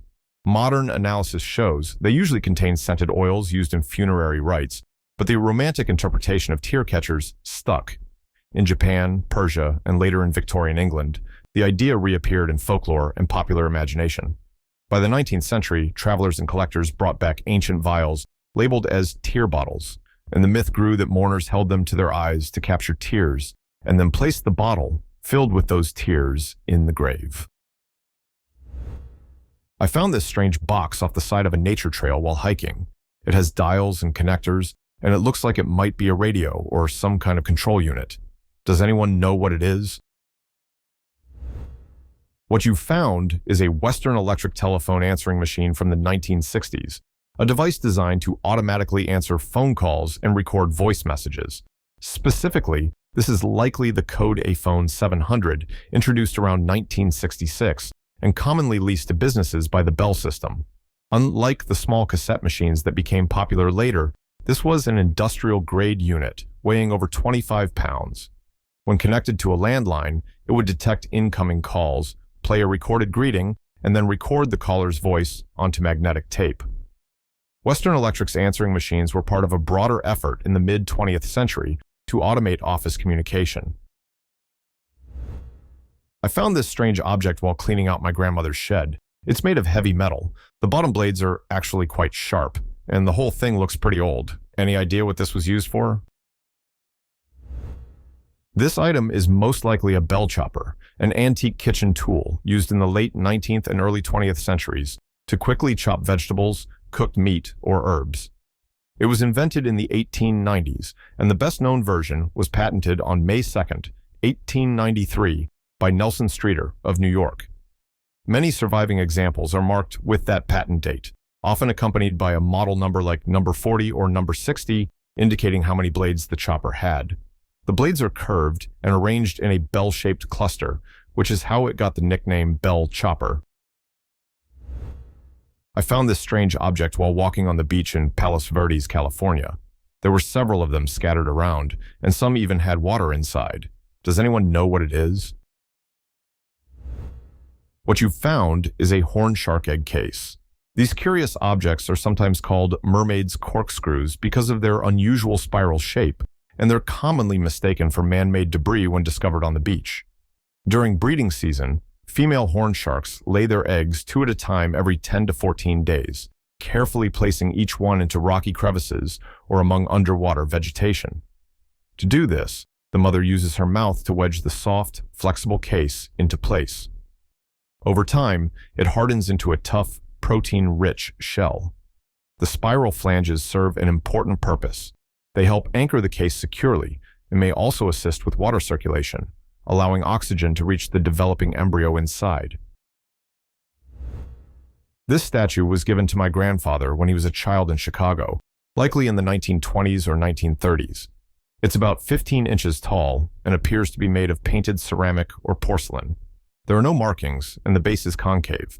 I've spent hours searching, but still haven't found any solid clues. This is a late 19th century commemorative porcelain figurine, most likely produced in Germany. It depicts a Prussian and a Bavarian soldier shaking hands, a powerful symbol of unity during the formation of the German Empire.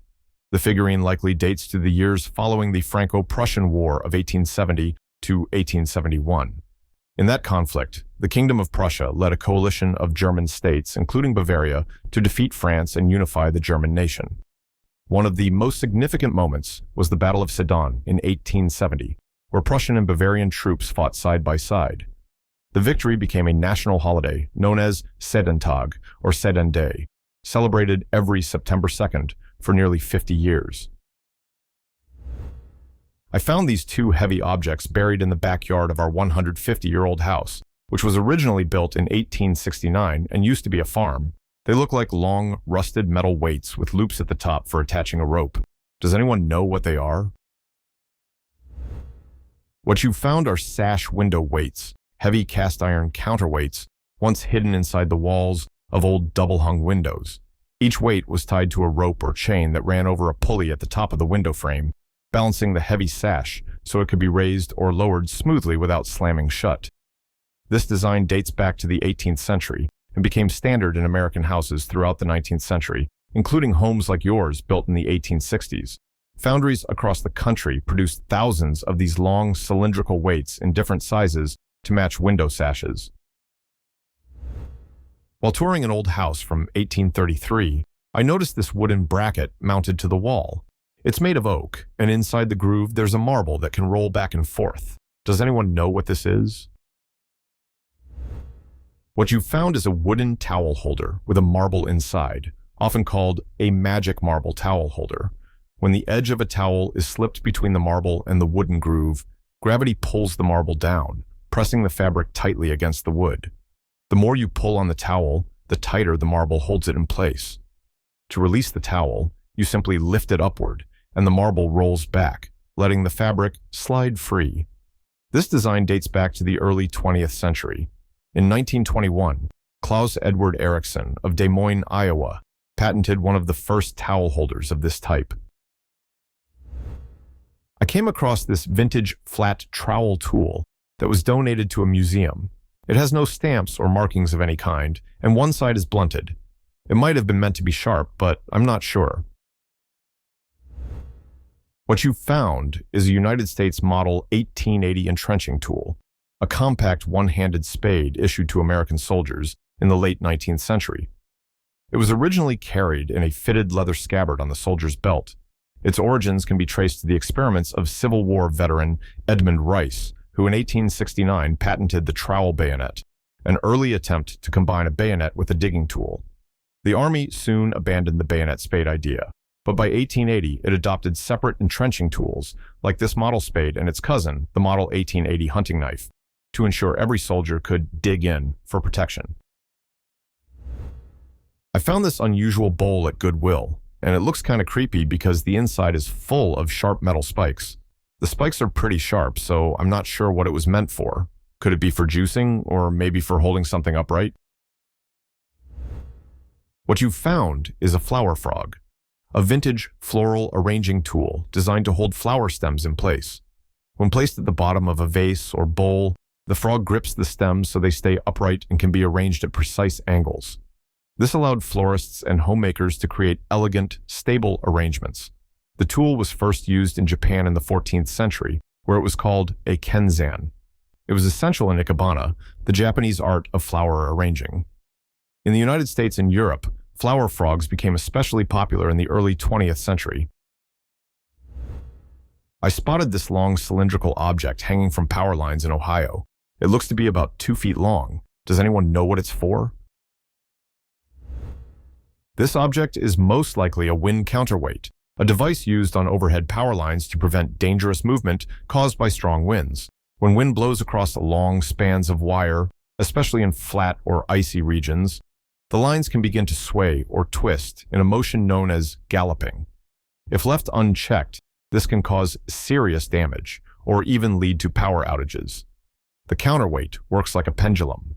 By hanging below the line, it adds mass and sometimes causes a slight twisting motion that helps break up the galloping pattern.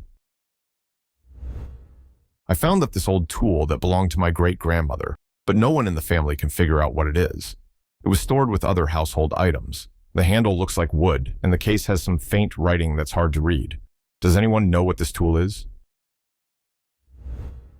What you found is a vintage ink eraser knife, a small desk tool that was once common in the age of dip pens and fountain pens. Its purpose was to scrape dried ink from paper by shaving off a thin layer of the surface fibers.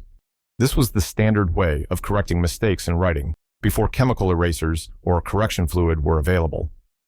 After scraping, the rough spot on the paper could be burnished, since older paper was generally thicker and sturdier. I found this small blue box zip-tied to the water pipe going into our house. It's not connected to anything and has no markings. My mom thinks it's related to water filtration, but I'm not sure. Does anyone know what it is? What you found is a magnetic water conditioner, a device that claims to treat hard water using only the power of magnets. Inside the blue casing are strong permanent magnets, usually placed on either side of the pipe. As water flows through the magnetic field, the minerals that cause hardness, primarily calcium and magnesium, are said to change their behavior. Rather than forming hard, crusty scale on pipes and appliances, the minerals supposedly remain suspended in the water or crystallize in a softer, less sticky form. However, most scientific studies have failed to show consistent results, and the effectiveness of these devices remains widely debated. I saw this strange tank attached to a power line pole near a residential neighborhood. It looks old, about 4 feet tall, and has faded paint. This object is most likely a cable pressurization cylinder, a steel tank filled with dry compressed gas, usually nitrogen, mounted on a telephone pole to protect underground communication cables. The system works by feeding dry gas into sealed cable splices and enclosures. If a small leak develops in the sheath, the internal pressure pushes the air outward, preventing water from getting in. During the mid-20th century, this was the Bell system's standard method for keeping lines dry, so effective it was sometimes referred to as the life support of the telephone network. In the last video, I asked you to guess what this metal kitchen tool might be used for. Everyone had great guesses, and many of you got it right. This item is used to turn fruits like apples into candle holders by cutting out a neat cavity for a small tea light. Thank you to everyone who participated and shared your guesses. A special shout out to Sean Hawkins for being the first to correctly identify it. Alright, it's time for another mystery item. Take a look at this cast iron object found in a thrift store. What do you think it might have been used for? Leave your guesses in the comments, and I'll reveal the answer in the next video. Thank you for watching. If you enjoyed the video, please like and subscribe. Your support motivates me to create more videos. See you next time.